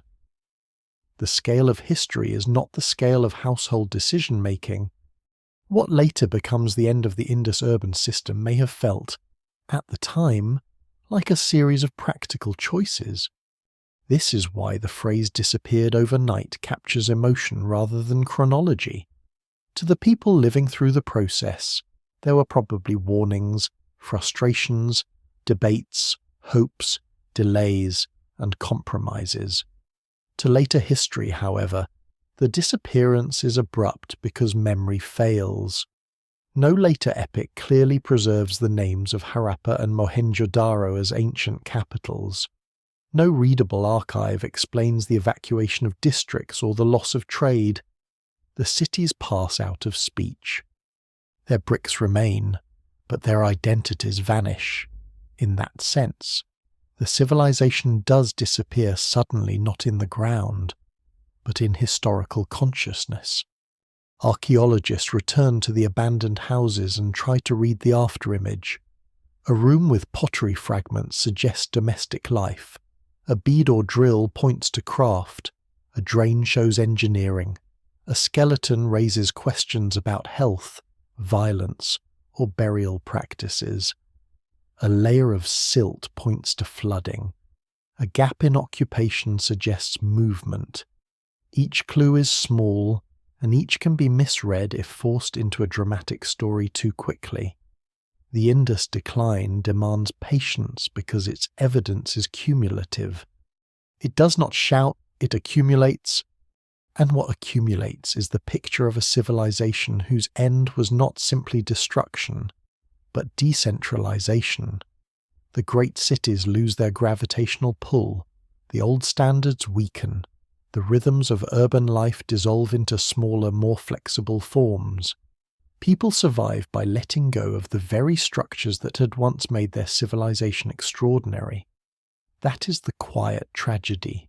The drains, wells, streets, seals, and weights were not useless. They had worked for centuries. But under changed conditions, the burden of maintaining them may have become too heavy. So the empty houses and silent wells do not speak of a single night of terror. They speak of a longer surrender to altered realities. They speak of people who remained as long as staying made sense, then left behind what could not be carried. Grain could be moved, animals could be driven away, tools could be packed, memories could travel in fragile human form. But a city could not be taken on the road. It had to be left to dust, wind, flood, salt, scavengers, and time.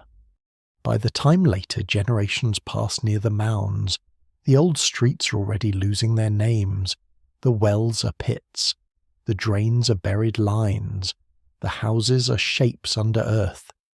The civilization that once organized millions of ordinary acts has become a landscape of fragments. And because fragments invite explanation, later scholars will search the ruins for a sharper ending than the evidence may allow. They will find skeletons, broken walls, and signs of disorder. And for a time, some will imagine violence where the deeper story may have been more complicated, more gradual, and more difficult to face. The skeletons were found in streets and rooms, and for a while they seemed to offer the dramatic ending everyone expected. Bodies in a dead city are powerful evidence, or at least they feel that way. A few human remains at Mohenjo-Daro appear to lie where life had stopped, as if violence had passed through the city and left people unburied in the ruins. To early interpreters, this looked like the missing catastrophe. Here, perhaps, was the final night. Here were the victims. Here was the moment when the civilization that built drains, seals, wells, and brick streets met an enemy it could not withstand. The story became famous because it was simple. Invaders arrive, cities fall, an old civilization disappears, a new age begins. For decades, the idea of an Aryan invasion destroying the Indus cities shaped popular imagination and some scholarly interpretation. It seemed to connect archaeology, ancient texts, language history, and the visible decline of urban sites into one forceful narrative. But simple stories are often most dangerous when they appear to explain everything at once. The evidence from the cities did not truly match a vast massacre. The remains were too few, too scattered, and not clearly from one event. Some belonged to different contexts and possibly different times. The city did not preserve a single destruction layer of mass violence. The more carefully scholars looked, the weaker the old dramatic explanation became. This does not mean the Indus world was free of violence. No large ancient society should be imagined as perfectly peaceful simply because it lacks royal battle monuments. People fought, communities competed, injuries occurred, and social stress could become physical. Some human remains from Indus sites show trauma, and some researchers have argued that violence or inequality may have increased in certain late urban contexts. But that is different from saying that invading armies wiped out the civilization overnight. The evidence remains incomplete, and scholars still debate regional conflict, migration, and social stress. But the older image of a sudden conquest destroying Harappa and Mohenjo-Daro is not supported as a full explanation. Part of the problem came from expectation. Archaeologists knew Egypt through pharaohs and tombs, Mesopotamia through kings and wars, and later South Asian history through texts that spoke of peoples, rituals, and conflict. When a great civilization appeared to end, it seemed natural to search for enemies. Collapse felt as though it needed a villain. Rivers drying, trade thinning, cities losing maintenance, and families moving away sounded too slow, too ordinary, almost too subtle for a lost world of this scale. But the Indus evidence resists the desire for a clean villain. No single explanation fully accounts for the transformation, and violence, where it appears, is only one thread in a much larger unravelling. The skeletons at Mohenjo-Daro also reveal how easily archaeology can be misread when context is poor. Early excavations were not always conducted with the standards used today. Precise recording of layers, positions, associations, and dating was often limited. A body found in a street may not mean someone was killed during the city's final destruction. It may represent later disturbance, unusual burial, disease, accident, social disruption, or remains exposed by erosion. Without careful context, the imagination rushes in, a skeleton becomes a victim becomes a massacre becomes the fall of a civilization. There is lesser-known human detail here that complicates the older story further. Some Indus burials are orderly and formal, showing that communities practiced established mortuary traditions. At Harappa, cemeteries reveal bodies placed with pottery and ornaments, though not usually with extravagant wealth. Burial practices varied across time and region, and not everyone was treated in the same way. This variety suggests complex beliefs about death and identity. It also means that unusual remains must be interpreted carefully against a broader pattern. A few bodies in odd locations do not automatically define the fate of an entire urban world.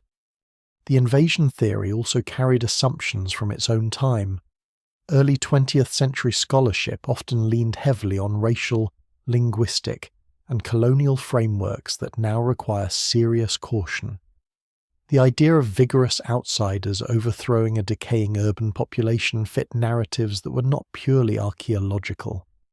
Modern research on language, migration, and genetics has produced a far more complex picture of population movement in ancient South Asia.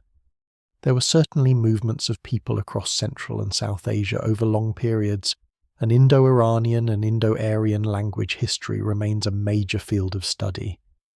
But these processes cannot be reduced to a single cinematic assault on the Indus cities.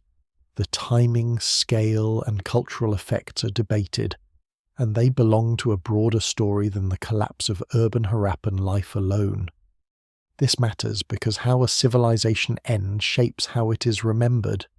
If the Indus world is imagined as murdered overnight, its people become passive victims of history.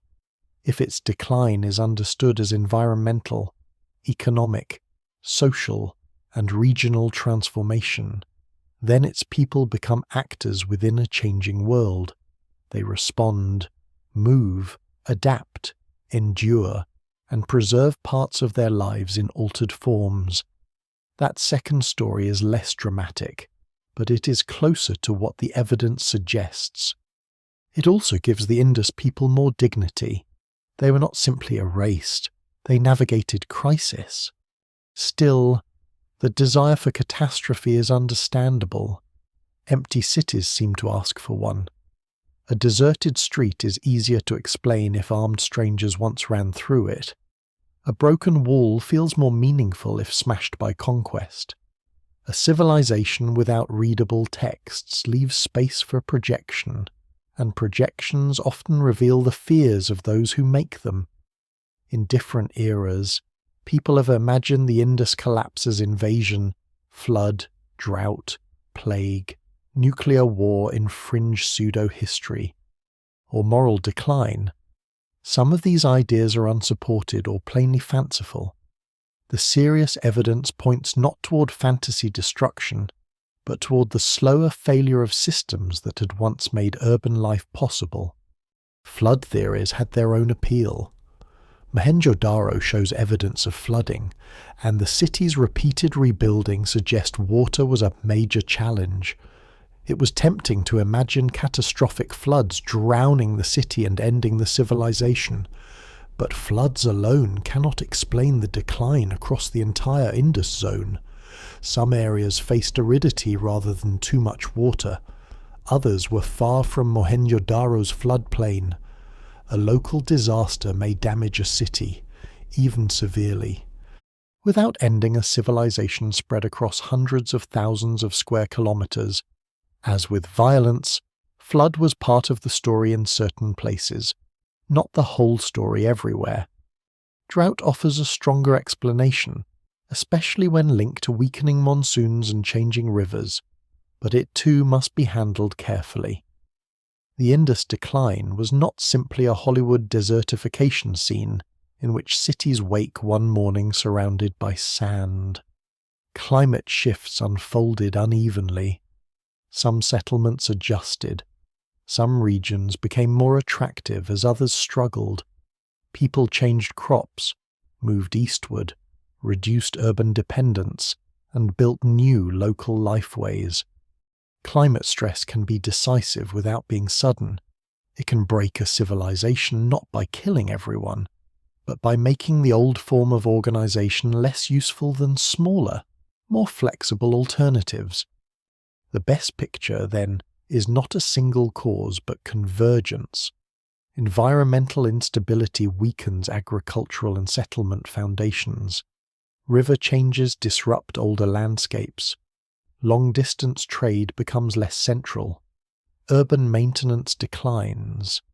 Shared standards loosen. Populations move. Social stress may increase. Local violence may occur. Disease and nutrition may worsen in some contexts. The civilization does not fall like a tower struck at its base. It unthreads like a woven cloth pulled from many directions. By the time the pattern is visibly gone, no one strand can be blamed for the whole loss. And yet the myth of sudden disappearance survives because it speaks to something real. From the perspective of later history, the loss is abrupt. The Indus script becomes unreadable to everyone. The city names vanish. The political system leaves no remembered dynasty. The religious world cannot be reconstructed with confidence. The people continue in some form. But the civilization as a recognizable urban tradition disappears from memory so completely that it has to be rediscovered from buried bricks. That is a kind of overnight disappearance, not in lived time, but in historical memory. So the skeletons remain important, not because they prove an invasion, but because they reveal the danger of wanting the ruins to confess too quickly. The dead of Mohenjo-Daro deserve more than to be turned into props for an easy ending. They belong to a city already shaped by centuries of water, trade, craft, order, stress, and change. Their remains are clues, but not verdicts. They remind us that the fall of the Indus civilization was not one mystery, but many how cities weaken, how evidence misleads, how later people impose stories on silence, and how a civilization can die in imagination long after its descendants have walked away alive. The search for a cause therefore has to widen beyond streets and skeletons. It has to move into lake sediments, cave minerals, ancient pollen, marine cores, and the chemistry of rainfall. The answer is not written on a battlefield wall. It is hidden in the climate record, where slow changes in monsoon and water systems leave traces far more patient than human memory. The climate does not leave chronicles, but it does leave evidence. It writes in layers of mud at the bottom of lakes, in grains of pollen trapped in sediment, in the chemistry of cave formations, in shells from ancient seas, in dust blown across landscapes, and in the slow growth of minerals that record vanished rain. These records are not easy to read. They do not say plainly that a city failed in a certain year or that a harvest was lost on a certain plain. Instead, they offer patterns. Wetter centuries, drier centuries, shifting vegetation, changes in river flow, weakening monsoon strength. For the Indus civilization, these patterns have become central to understanding why its old urban world could not last. The most important climatic force in the region is the monsoon. It is not merely weather, it is a vast seasonal engine shaped by land, ocean, temperature, pressure, wind, and time. When the monsoon is strong and reliable, it can sustain fields, refill water sources, and support dense settlement across broad zones. When it weakens or becomes erratic, the consequences spread through agriculture, trade, health, migration, and political organization. The Indus cities were not helpless before climate, but they were built within climatic boundaries. Those boundaries shifted. Scientific studies suggest that around the later 3rd and early 2nd millennium BCE, parts of the broader region experienced a weakening of summer monsoon patterns. This did not happen as one sudden switch. It unfolded over time, unevenly across landscapes. Some records point to increasing aridity. Others show changes in vegetation and water availability. In certain areas, rivers that depended more heavily on seasonal rainfall became less reliable. The evidence remains incomplete, and scholars still debate the exact timing and local effects. But the larger picture is difficult to ignore. The mature urban phase of the Indus civilization ended during a period of significant environmental change. Lake sediments are especially valuable because they preserve layered histories. A lake receives runoff, dust, organic matter, and mineral particles from its surroundings. Over time, these settle at the bottom like pages in a book no one intended to write. By analyzing those layers, scientists can infer changes in rainfall, erosion, vegetation, and salinity. If a lake becomes more saline, it may suggest drier conditions. If pollen from certain plants declines while drought-tolerant species increase, it may suggest ecological stress. Each record has limits, but together they form a wider climatic mosaic. Caves offer another kind of archive. Stalagmites and other cave deposits grow as mineral-rich water drips from above. The oxygen isotopes within them can reflect changes in rainfall sources and monsoon intensity. These formations grow slowly, sometimes over thousands of years, and they preserve climate signals with extraordinary patience. A human city may rise and fall, while a cave deposit quietly adds thin layers in darkness. That contrast is humbling. The collapse that feels enormous in human terms becomes one pulse in a much longer environmental rhythm. One surprising detail is that the Indus decline coincides broadly with a wider period of disruption across parts of the ancient world. Around the end of the 3rd millennium BCE, several regions experienced stress linked in various ways to aridity, shifting climate, political fragmentation, or economic strain. In Mesopotamia, the Akkadian Empire declined amid evidence often associated with drought and regional instability. In Egypt, the Old Kingdom had already entered a period of decentralization and stress. These events were not all the same, and they should not be forced into one global catastrophe. but they remind us that Bronze Age societies, however different, were deeply vulnerable to climatic shifts that affected food, water, and political cohesion. For the Indus, climate pressure likely worked through agriculture first. A weakening monsoon could reduce the reliability of summer crops and alter the balance between different farming strategies. In some areas, communities may have shifted toward crops better suited to local rainfall or more flexible seasonal patterns. In others, people may have moved toward regions where water remained more dependable. The eastward shift of many settlements after the mature urban phase may reflect this search for more reliable ecological conditions. What survives in the record suggests adaptation, not simple collapse, but adaptation came at the cost of the old urban system. Large cities are demanding organisms.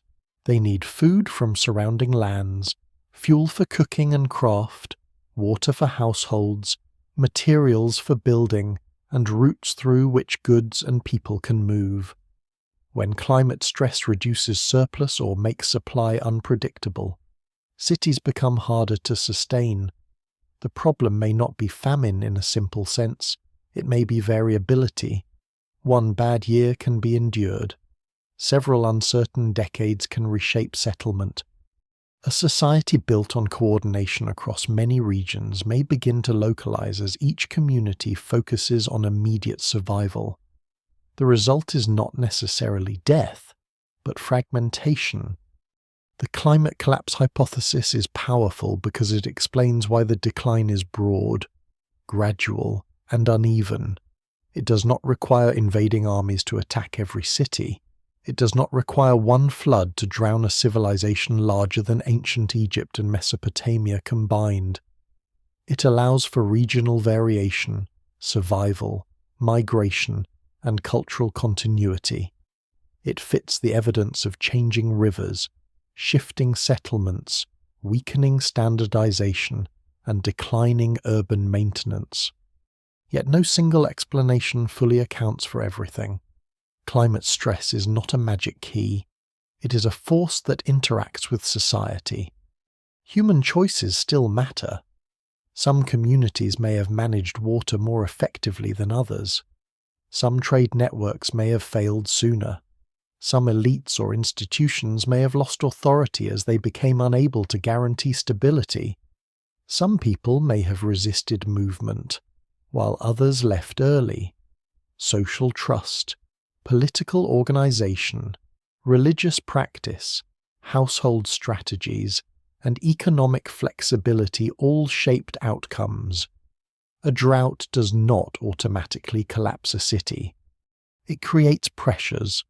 The response to those pressures determines history. This is where the Indus case becomes especially intriguing, because the civilization lacks obvious kings and royal inscriptions. We cannot easily trace how leaders responded. There are no desperate decrees, no temple records of grain shortages, no official prayers for rain that can be clearly read. The crisis has to be reconstructed from settlement shifts and material changes. If there were debates about leaving cities, reallocating labour, changing crops, or repairing public works, they are lost. The silence forces archaeologists to read social response through architecture and distribution rather than words. The weakening of trade may also have compounded environmental stress. If cities faced lower agricultural surplus, while also losing access to distant markets or prestige goods, their economic role would diminish. Craft specialists who depended on urban demand might disperse. Merchants might operate on smaller scales. Standardized weights and seals might lose relevance. The city's symbolic importance could survive for a while, but its practical advantages would decline. A great urban centre becomes vulnerable when it no longer offers enough security, opportunity, or meaning to justify the effort of maintaining it. Climate evidence also helps explain why the civilization did not simply rebuild elsewhere in identical form. The Indus urban system had grown within a particular balance of ecology, trade, and settlement. When that balance shifted, people adapted by becoming more regional, more rural, and perhaps more mobile. The old standards were not necessarily forgotten immediately. They became less useful. A smaller agricultural community did not need the same scale of drainage, administrative sealing, or city planning. Survival selected for different forms of life. There is a quiet lesson in this. Collapse is often imagined as failure, but in some cases it is transformation under pressure. The Indus people may have survived precisely because they abandoned the most demanding parts of their civilization. They let cities fade so communities could endure. From the viewpoint of urban history, this looks like decline. From the viewpoint of human survival, it may have been an intelligent retreat. Scholars still debate how much continuity connects later cultures to the Indus world, but it is clear that the people did not simply disappear from the subcontinent. The civilization's urban form ended, while human lives continued in altered landscapes. The climate record does not solve every mystery. It cannot tell us what language people spoke in Mohenjo-daro. It cannot tell us who decided to leave a neighborhood or why a particular house was subdivided. It cannot read the seals. It cannot recover a lost prayer for rain. But it gives the silence a setting. It shows that the end of the Indus cities unfolded during a time when the natural systems beneath them were changing in consequential ways. The drains, wells, reservoirs, fields, and trade routes were all tied, directly or indirectly, to water. When the water regime changed, the civilization's deepest assumptions changed with it. So the collapse hypothesis that now carries the most weight is not a single disaster, but a convergence centered on climate and water. Monsoons weaken, rivers shift, agricultural reliability declines, trade networks thin, urban maintenance becomes harder, populations move, shared standards fragment, the city loses its power to hold people together. No trumpet sounds, no final inscription is carved. The world simply becomes less able to support the form it once took. And from that point forward, the story is no longer only about disappearance, it is about survival without the old city. The people who leave do not carry Mohenjo-daro on their backs, but they carry skills, seeds, animals, craft habits, memories, and perhaps fragments of belief. The civilization fades as an urban system, yet its human threads continue, moving into new regions where the name Harappa will one day be forgotten, but not everything Harappan will be lost. The people did not vanish with the cities. That may be the most important correction to the old mystery. The Indus civilization disappeared as an urban system, as a recognizable pattern of great cities, shared weights, seals, long-distance trade, drainage networks, and standardized brickwork. But the human beings who had lived inside that system did not simply evaporate into the dry air. They moved, adapted, mixed, remembered, forgot, and became part of later worlds. The ruins suggest disappearance because cities are visible when they die. Survival is harder to see, especially when it happens in villages, fields, seasonal camps, and small settlements that leave quieter traces. After the mature urban phase, many communities appear to shift eastward and into more rural patterns of life. Settlement maps change, the great centres lose importance, while smaller regional cultures become more visible. Pottery styles evolve. Some craft traditions continue in altered form. Agricultural strategies adjust to new environments. The old Indus unity gives way to local variation, but local variation is not emptiness. It is the sign of people living through changed conditions and finding new ways to remain in the landscape. This is where the phrase collapse can mislead. From the viewpoint of Mohenjo-Daro, the story looks like decline. From the viewpoint of a family moving toward more reliable rainfall, it may look like survival. A city demands coordination, surplus, labor, and maintenance. A smaller village can be more flexible. It can plant different crops, move herds, depend less on distant trade, and respond more quickly to environmental stress. What survives in the record suggests that many former Indus populations chose, or were forced into, this kind of flexibility. They gave up the city, but not life. Some elements of Indus culture likely continued for generations, though tracing them is difficult.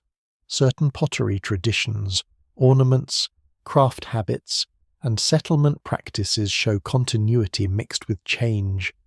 The evidence remains incomplete, and scholars still debate how directly later South Asian cultures inherited specific Indus customs. It is tempting to draw straight lines from the ancient seals to later religious symbols, from bathing structures to later ritual purity, from figurines to later deities, but such links must be treated cautiously. Similarity is not proof. Time changes meanings. A symbol can survive while its original story disappears. Still, total rupture is unlikely. People carry habits in their bodies. They remember how to build, cook, farm, weave, drill beads, manage cattle, and organize households. They carry words, though languages can shift. They carry rituals, though names change. They carry social rules, marriage patterns, food preferences, seasonal knowledge, and stories told in forms archaeology cannot preserve. Even if the great cities vanish from memory, countless smaller continuities may have flowed onward beneath the level of written history. A lesser-known detail is that some post-urban communities show increasing reliance on crops and lifeways suited to different rainfall regimes. This suggests not a helpless population stranded by climate change, but people experimenting with new combinations of farming and settlement. Rice becomes more important in some eastern regions over time, while millets and other hardy crops gain significance elsewhere.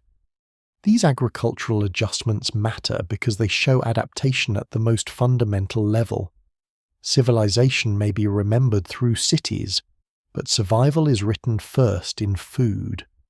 The loss of long-distance trade must have changed social life deeply. In the urban phase, an artisan might produce goods for markets far beyond the local community. A merchant might depend on routes connecting rivers, coasts, and foreign ports. A seal might carry authority across hundreds of miles. After urban fragmentation, those wider systems shrink. Craft does not stop, but its scale and purpose shift. Goods become more local, standards loosen, the world becomes smaller. Not because people lose intelligence, but because the networks that made distance useful have weakened. There may have been emotional cost in this shrinking. A person raised in a city like Harappa would know streets, wells, workshops, neighbours, sounds, and routines that tied identity to place. Leaving would mean more than relocation. It would mean stepping out of a civic world whose rules had shaped generations. But children born after the move would know a different life. For them, the old city might become a place spoken of by elders, then a mound on the horizon, then nothing at all. Memory can disappear in only a few generations when no writing preserves it in readable form. This is perhaps the deepest form of disappearance in the Indus story. The people survive, but the civilization loses its self-description. Its script falls silent. Its city names vanish. its political institutions dissolve or transform beyond recognition. Its gods, if that is the right word for them, no longer stand where modern scholars can confidently identify them. The descendants of its people may have continued in many directions, but the civilization's own identity no longer remains available to history. The transition into later cultural worlds was not a neat handoff. South Asia after the Indus urban decline was complex, with many regional communities, migrations, language shifts, technological changes, and new social forms emerging over long periods. Indo-Aryan languages eventually become important in northern India, but their relationship to the post-Indus world is part of a broad and debated historical process, not a simple replacement scene. Genetics, archaeology, and linguistics all contribute pieces, and none should be forced into an easy story. No single explanation fully accounts for the deep transformation of the subcontinent after the Indus cities declined. What can be said with confidence is that the end of the Indus urban system did not create an empty land. It created a changed human landscape. Formerly urban populations became part of regional cultures. New groups and ideas entered over time. Old practices continued, faded, or were remade. The great cities were no longer the centers of gravity. The future moved into smaller places. There is something strangely moving about that. Modern imagination often values the city as the measure of success. Bigger means stronger. Monumental means advanced. Writing means memory. But the Indus story complicates that belief. The people who survived may have done so by stepping away from large-scale urban life. The city was not the only possible form of intelligence. Sometimes endurance belongs to those who decentralize, simplify, and adapt before the old system consumes too much effort. The abandoned cities, then, are not tombs for an entire people. They are shells left behind by communities that change shape. A shell can make it seem as though the creature is dead, when in fact life has moved elsewhere. The difficulty is that archaeology finds shells more easily than movement. It finds walls more easily than memory. It finds seals more easily than spoken language. It finds the end of urban form more easily than the continuation of family lines. So the survivors of the Indus world remain partly invisible. They're present in changed settlement patterns, in agricultural adaptation, in craft continuities, in regional cultures that follow the urban decline. They are present in the fact that there is no mass grave large enough to hold a civilization. They are present in the absence of total destruction. They are present in the long human continuity of the subcontinent itself. The civilization disappeared, but not because everyone died. It disappeared because the form that had made it recognizable dissolved. Its people became harder to identify as Indus, once they no longer lived in Indus cities, used Indus seals in the same way, maintained Indus standards, or wrote signs on objects in the old pattern. Identity depended on systems, and when those systems faded, the name faded with them. This makes the next silence even more important. If the Indus script could be read, the disappearance might feel less complete. The people might speak across the gap. They might name their cities, their officials, their goods, their gods, their families, or their fears. But the survivors carried memory forward mostly in ways that did not preserve a readable archive. The civilization left thousands of signs, and still its voice remains locked away. The signs are small, controlled, and maddening. They appear above animals on seals, stamped onto clay, scratched onto pottery, pressed into tablets, carved into stone, and sometimes arranged in ways that suggest public display. They are not random marks. They are too consistent for that, too carefully repeated, too bound to the administrative and symbolic life of the civilization. Yet after more than a century of study, no one can read them with confidence. The Indus civilization left writing, or something very close to writing in thousands of examples, and still it remains one of the great locked doors of the ancient world. This silence changes everything. Egypt had hieroglyphs, eventually unlocked through bilingual evidence. Mesopotamia had cuneiform tablets preserving accounts, laws, myths, letters, hymns, and royal boasts. Even when those civilizations are fragmentary, their texts allow named people to reappear. The Indus world denies that intimacy. Its script survives mostly in short inscriptions, often only a handful of signs long. There is no known long royal inscription, no obvious bilingual text, no great archive of clay tablets, no carved historical narrative. The evidence remains incomplete, and scholars still debate whether the signs represent a full writing system, a logosyllabic script, names and titles, religious marks, administrative labels, or some combination of functions. But whatever the exact classification, the signs clearly mattered. The brevity is the central problem. Many inscriptions contain fewer than 10 signs. That is not much for decipherment.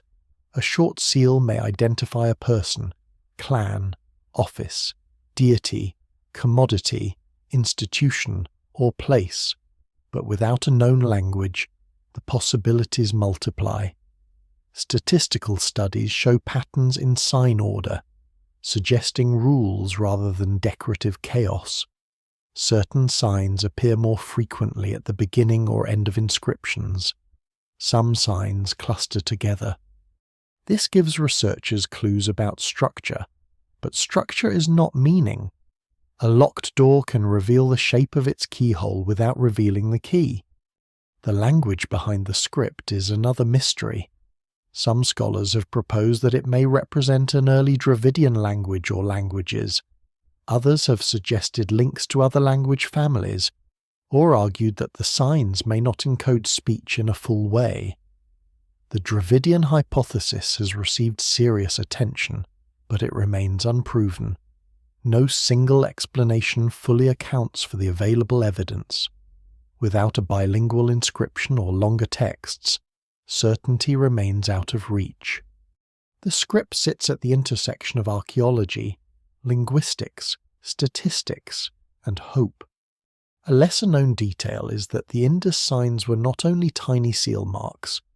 At Dolavira, archaeologists found large signs that may once have been mounted on a board or displayed near a gateway. The signs were made in a way that suggests visibility at a distance. This is important because it implies that Indus symbols could function publicly, perhaps as a name, institution, warning, ritual phrase, or civic marker. We cannot read the message, but we can recognize the intention to communicate.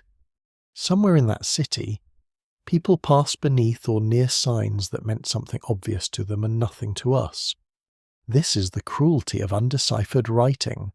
It proves that a civilization had systems of meaning, then withholds the meaning itself. The seals are not silent because the people had no voice. They are silent because the bridge between their voice and ours is broken. Every inscription becomes a near contact. The animal image draws the eye. The signs line up above it. The hand that carved them is almost present. Then interpretation fails. The script also deepens the mystery of governance. If seals identify officials, merchants, households, or institutions, then they may hold the names of the very authorities missing from the architecture. Perhaps the Indus did have powerful administrators, but their power was written in small signs rather than carved into palace walls. Perhaps the repeated unicorn motif marked a corporate group, a deity, a trading house, or an elite identity. Scholars still debate these possibilities. because the evidence can support patterns but not final readings.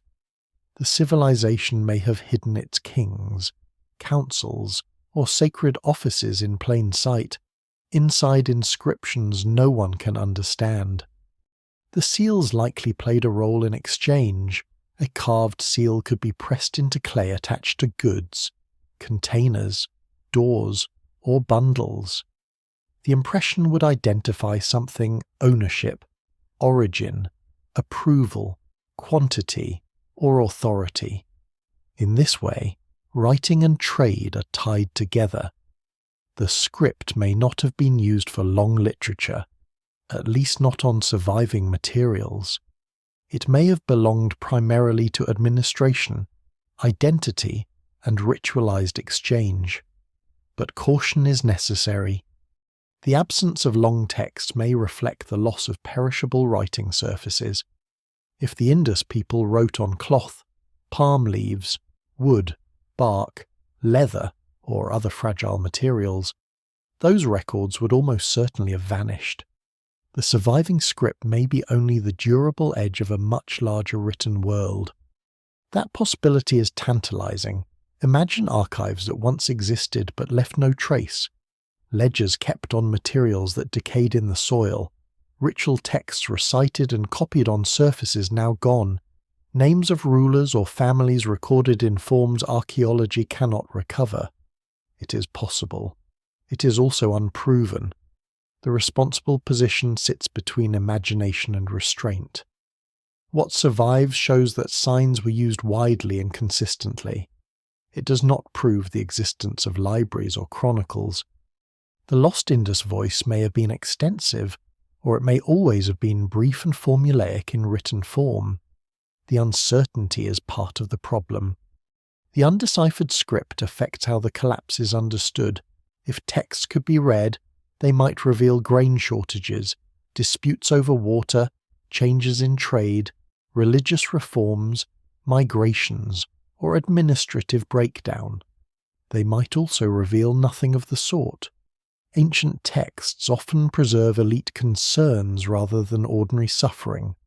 Still, a readable script would transform the civilization from a pattern of objects into a society with names.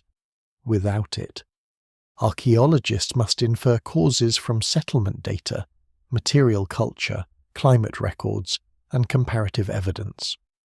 The script's disappearance is itself a clue. After the urban decline, the use of classic Indus signs fades. This suggests that the institutions supporting the script weakened or vanished. Writing systems do not survive by signs alone. They need communities of use administrators, merchants, ritual specialists, teachers, or craftspeople who understand when and why signs matter. When the urban network breaks apart, the script loses its social home. Even if people remembered some signs for a while, the system no longer functions across the old world. A script can die when the society that needs it no longer exists in the same form. This may be one of the most complete losses in the Indus story. Bricks can be reused, crops can be replanted, people can migrate, craft techniques can adapt. But once a writing system loses its readers and teachers, it becomes decoration to later eyes. The signs remain visible yet meaningless. They survive physically while dying intellectually. That is a rare and unsettling kind of extinction. Popular culture often rushes to fill this gap with grand claims. Some argue they have solved the script definitively, linking it to favourite myths, lost continents, or modern identities. Many such claims are unsupported or disputed. Serious decipherment requires rigorous method, not wishful recognition. A sign that looks like a fish may not mean fish. An animal image may not identify a god. Similar shapes across cultures do not prove shared language. The Indus script demands humility because almost every confident shortcut has failed. And yet the desire to read it is understandable. To decipher the signs would be to change the emotional texture of the entire civilization. Mohenjo-daro would no longer be only streets and drains. Harappa would no longer be only mounds and artifacts. The people might become legible as individuals or groups. The seals might speak of ownership, offerings, offices, journeys, or something stranger. The large signs at Dolavira might finally say what they announced to those who passed below them. Even a modest decipherment would turn silence into grammar. Until then, the script remains the civilization's most intimate barrier. The Indus people were not mute. They marked their world with signs, repeated them with care, and trusted others to understand. They built meaning into objects small enough to carry and perhaps signs large enough to command public attention. They participated in a symbolic order that once seemed obvious and durable. Then the cities declined, the institutions dissolved, the readers disappeared, and the signs crossed into deep time without translation. So the vanished civilization leaves a paradox. It is one of the earliest great urban societies, yet its own words cannot be heard. It was organized enough to standardize weights and bricks across vast distances, yet it did not leave a readable statement of its power. It traded with literate Mesopotamia, yet no bilingual key has emerged from the ruins. It survived in thousands of inscriptions, yet every inscription ends at the same locked threshold. The people left a script nobody can read, and that unreadable script turned their disappearance into something far deeper than abandoned cities. It turned it into the disappearance of memory itself. For thousands of years, the cities sleep under dust, flood silt, salt, farmland, and forgetting. Their walls sink into mounds, their streets vanish beneath earth, their wells become pits, then depressions, then nothing a passerby would necessarily recognize as the work of a lost urban world. Villagers live near them, walk over them, farm around them, take bricks from them, tell local stories about ancient places, perhaps sense that something old lies underfoot, but the civilization itself has no name that survives in common historical memory. Harappa and Mohenjo-daro are not remembered like Babylon, Thebes, or Nineveh. They become landscapes before they become history again. This forgetting is almost as astonishing as the civilization itself. A society that once covered an enormous region, built major cities, traded across seas, used writing, and shaped millions of daily lives disappears so completely that later scholars have to rediscover it from fragments. The people did not all die, but the old urban identity dissolved, without readable texts, without living city names, without monuments that later cultures could easily identify. The Indus world passed into a silence so deep that even its ruins were misunderstood. The evidence remained in the ground, but evidence is not memory until someone knows how to ask the right question. Harappa was noticed before it was understood. In the 19th century, ancient bricks from the site were used in railway construction, a practical act that destroyed parts of the past before its importance was recognized. To modernize, this feels tragic, but it also reveals how forgotten the city had become. The bricks were useful, their makers were unknown. A civilization's carefully fired walls became raw material for a colonial railway, carrying modern movement across the remains of a world that had once built its own networks of exchange. There is a bleak symmetry in that. Early explorers and officials recorded the mounds, but the true scale of the discovery emerged only gradually. Archaeologists eventually realized that Harappa was not an isolated ancient settlement. Then, Mohenjo-daro, far to the south, revealed another vast urban center. The distance between them was staggering. Two large cities separated by hundreds of miles, sharing material culture, seals, bricks, weights, and planning traditions meant that something immense had been missed. The ancient history of South Asia had to be rewritten. What had seemed like scattered ruins became the remains of one of the world's great Bronze Age civilizations.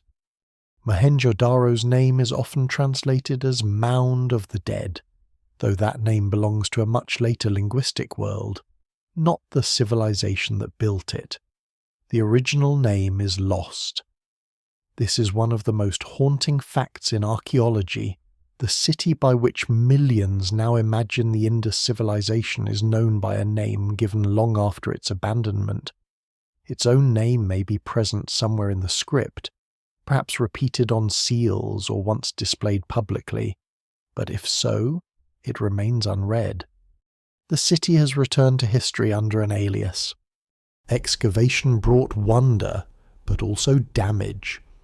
Early archaeological methods exposed great areas of brick architecture, creating the dramatic ruins seen today.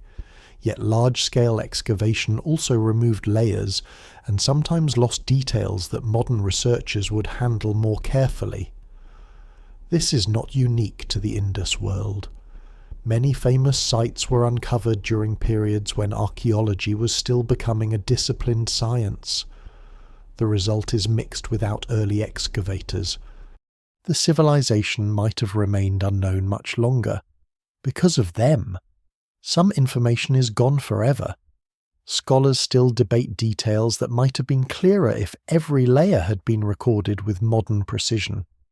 A lesser-known detail is that Mohenjo-Daro today faces another kind of disappearance. Salt, groundwater, heat, erosion, tourism, and exposure threaten the very bricks that made the city famous. Excavation saved the city from obscurity, but exposure placed it in danger. Buried ruins can survive for millennia under protective soil. Uncovered ruins must endure weather. The city that once managed water so carefully is now threatened by salts rising through its ancient walls. Rediscovery is not the end of loss. Sometimes it begins a new race against time. The rediscovery also changed the story of civilization itself.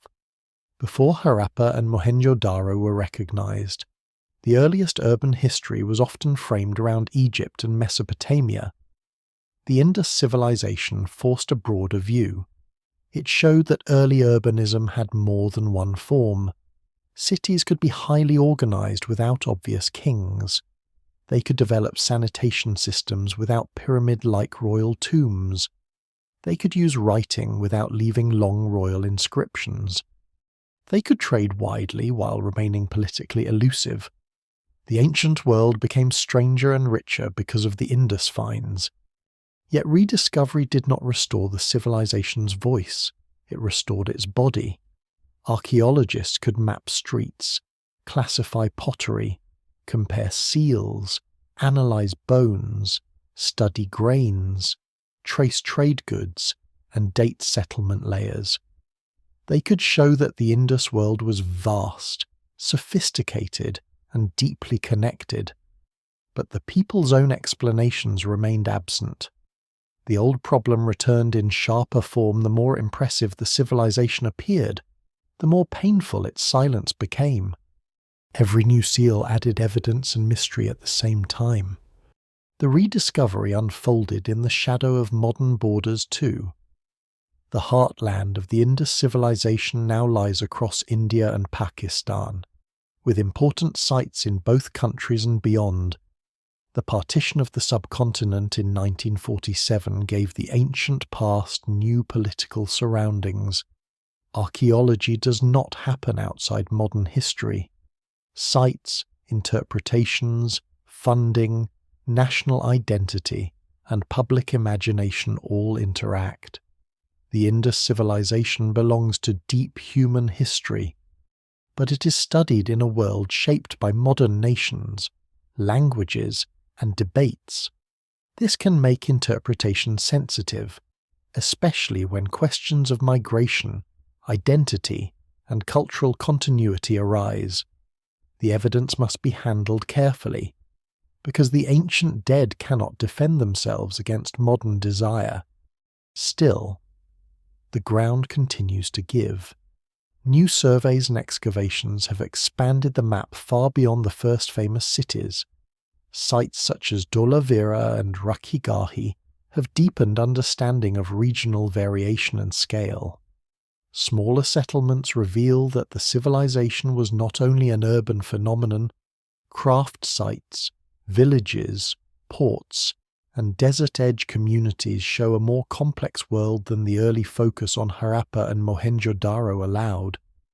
The civilization once forgotten is now almost too large to hold in one simple story. And yet the emotional centre remains the same, the shock of recognition. A railway worker's brick, a mound in the plain, a seal with an animal and unread signs, a drain beneath a street, a well lined with careful brickwork, each object says that the forgotten world was real. It was not legend, it was not speculation. It was a civilization as physical as any other, built by hands, inhabited by families, maintained by labour, and lost not because it never mattered, but because memory is more fragile than stone. The rediscovery of the Indus civilization is therefore not just an archaeological event. It is a warning about historical visibility. Whole worlds can fall outside remembered history if their texts cannot be read, if their monuments are misunderstood, if their names vanish, if later societies do not preserve their stories in recognizable form. The past is not everything that happened.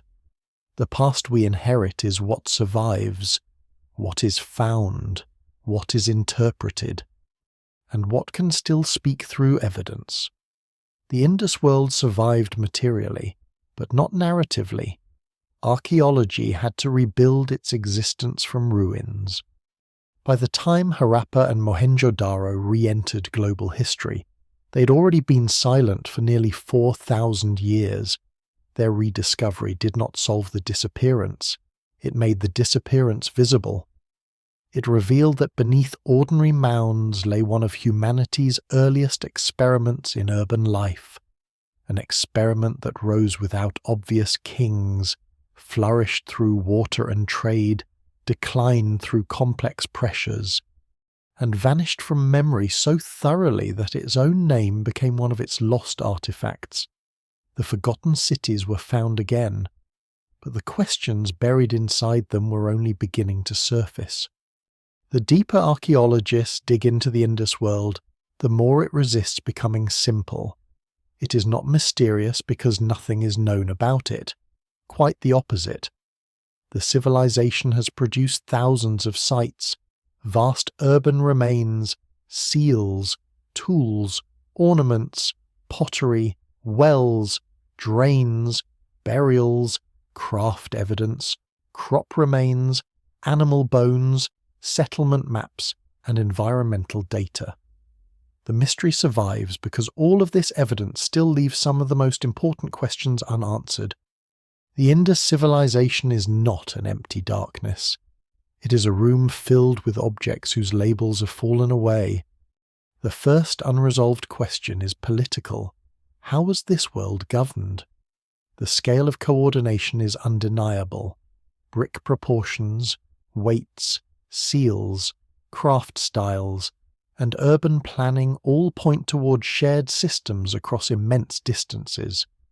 But the usual fingerprints of ancient state power remain faint. There are no obvious royal palaces, no great king lists, no triumphal inscriptions, no colossal ruler images dominating public space. This does not mean there were no rulers. But it does mean that Indus authority took a form that is difficult to identify through comparison with Egypt or Mesopotamia.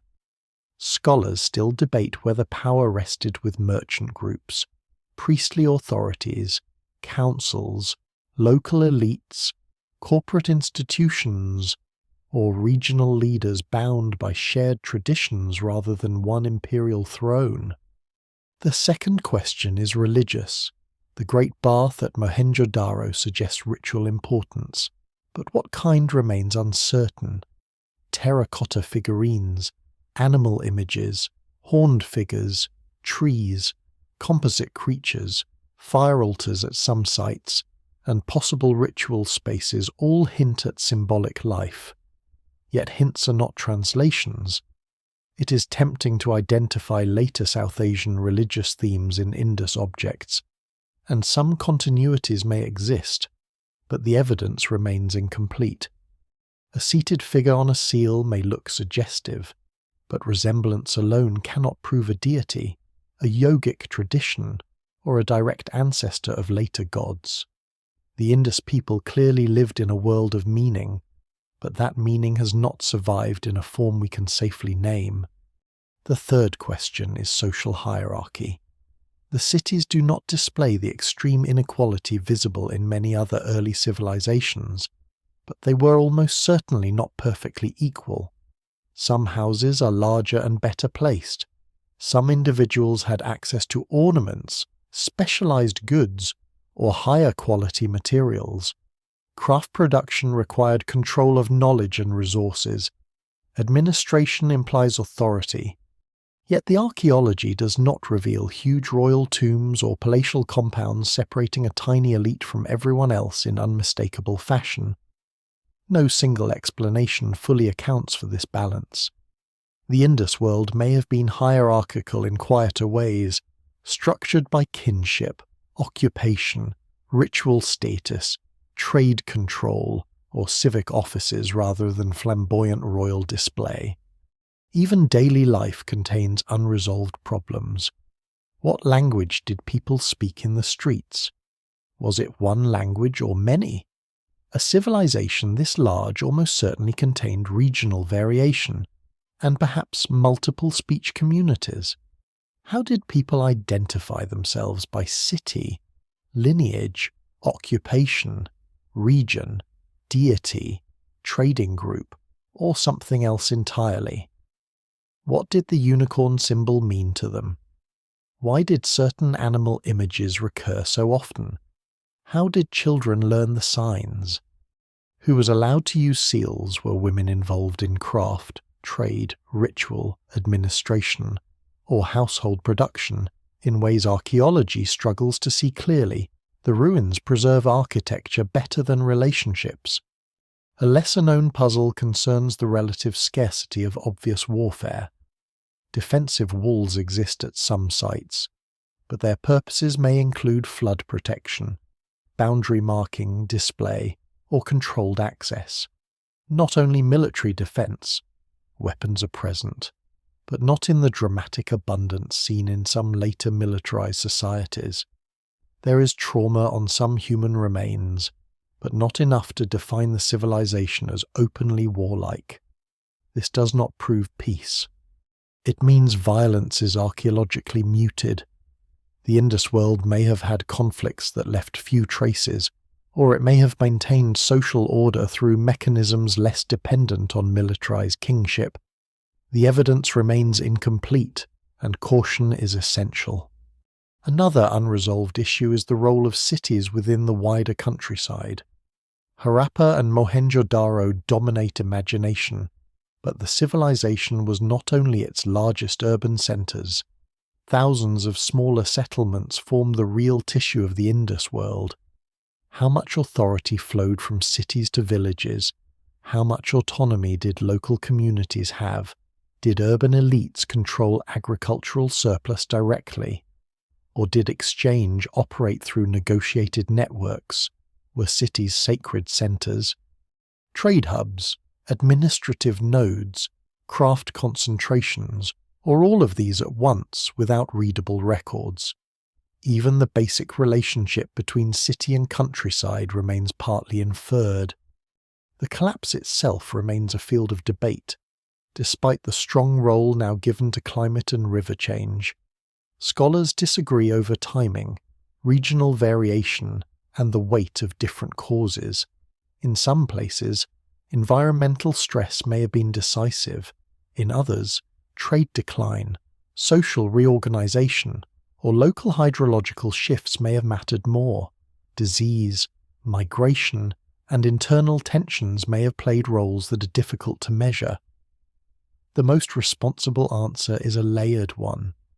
The urban system unravelled through interacting pressures rather than one universal event. That answer is less satisfying than a single catastrophe, but it fits the complexity of the evidence. The Indus script remains the greatest barrier, if it were deciphered. Many of these mysteries might change overnight. Even short inscriptions could reveal names, titles, commodities, places, or institutions. But until then, the civilization must be reconstructed from the outside. This creates a strange imbalance. Archaeologists can study the chemistry of beads, the dimensions of bricks, the layout of streets, the diet of animals, and the isotopes in human teeth. They can sometimes tell where a person grew up or what crops were grown near a settlement, yet they cannot read a 4-sign inscription that may have been obvious to a child in Harappa. Modern science continues to sharpen the picture. Remote sensing reveals buried channels and settlement patterns. Residue analysis can identify traces of ancient food or craft activity. Isotopic studies can explore mobility and diet. Ancient DNA, where preservation allows, contributes to questions of population history, though it must be interpreted carefully and never as a simple substitute for culture or language. Climate proxies refine the timing of monsoon change. Each technique adds resolution, none removes the central silence. This is why the Indus civilization remains one of the great humbling cases in archaeology. It shows how much can be known without understanding everything. It also shows how much interpretation depends on the kinds of evidence a society leaves behind. Egypt overwhelms with royal afterlife.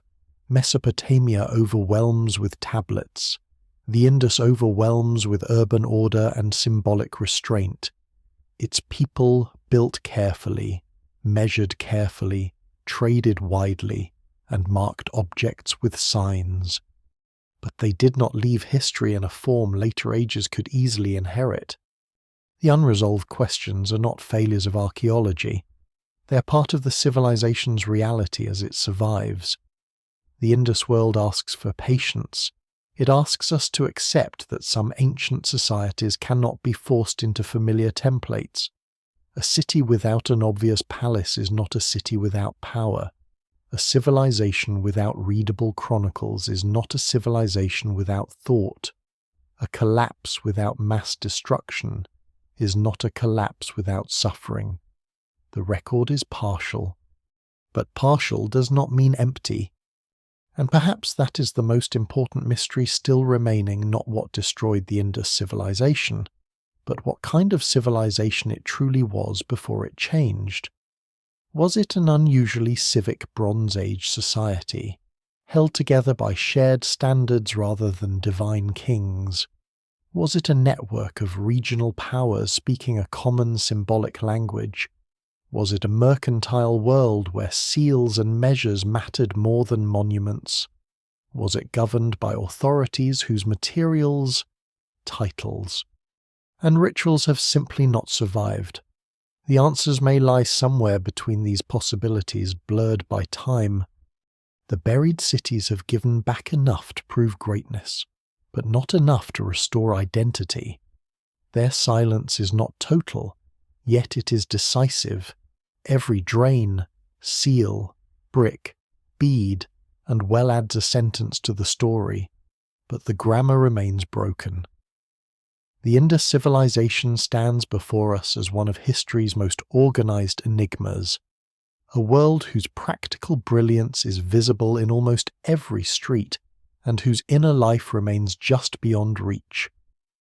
And as the last questions gather around its ruins, the story begins to widen again, because the fate of the Indus is not only an ancient puzzle, it is also a mirror held up to every civilization that trusts its water, its trade, its cities, and its systems to last. The Indus civilization feels distant because its cities are buried in Bronze Age time, but the forces that shaped its ending are not distant at all. Water, climate, food, trade, urban dependence, infrastructure, migration, memory. These are not ancient problems. They are civilization problems.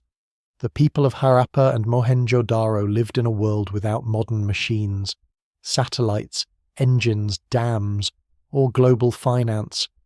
Yet their fate was tied to systems that remain familiar. A city needs water it can trust. It needs food arriving from beyond its streets. It needs networks that keep goods moving.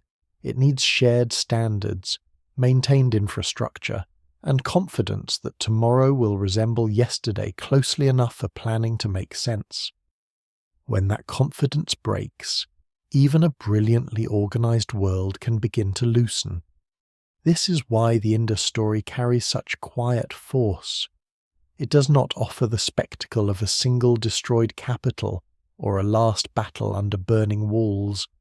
It offers something more unsettling, a civilization that may have become increasingly unsuited to the conditions around it. Its cities had been solutions to one kind of world. When rivers shifted, monsoons weakened, trade patterns changed, and populations moved.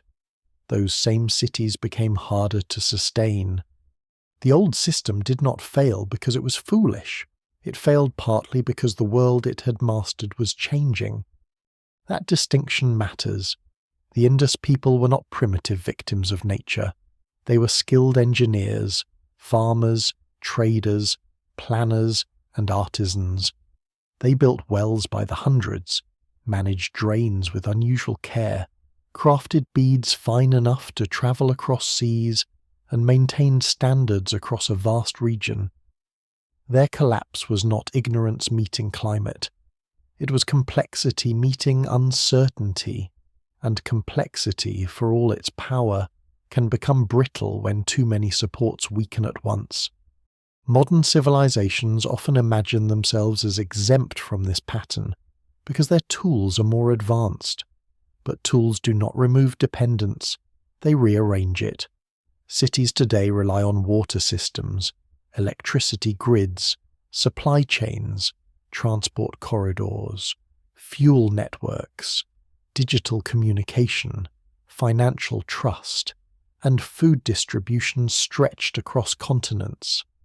The scale is larger, the technology more sophisticated, and the consequences more widely connected. Yet the underlying vulnerability remains recognizable. A city is still a promise that many systems will keep working together. The Indus collapse also warns against expecting disaster to look dramatic while it's happening. Decline can wear ordinary clothes. It can look like maintenance delayed for one more season, migration framed as opportunity, trade reduced but not ended, water stress described as temporary, standards relaxed because flexibility seems necessary. By the time historians name a collapse, the people living through it may have experienced mostly decisions, compromises, and local emergencies. The end of a world can feel, day by day, like managing problems. And yet the Indus story is not only a warning, it is also a survival story. The city faded, but people adapted. Communities moved, changed crops, reorganized life, and carried fragments of older knowledge forward.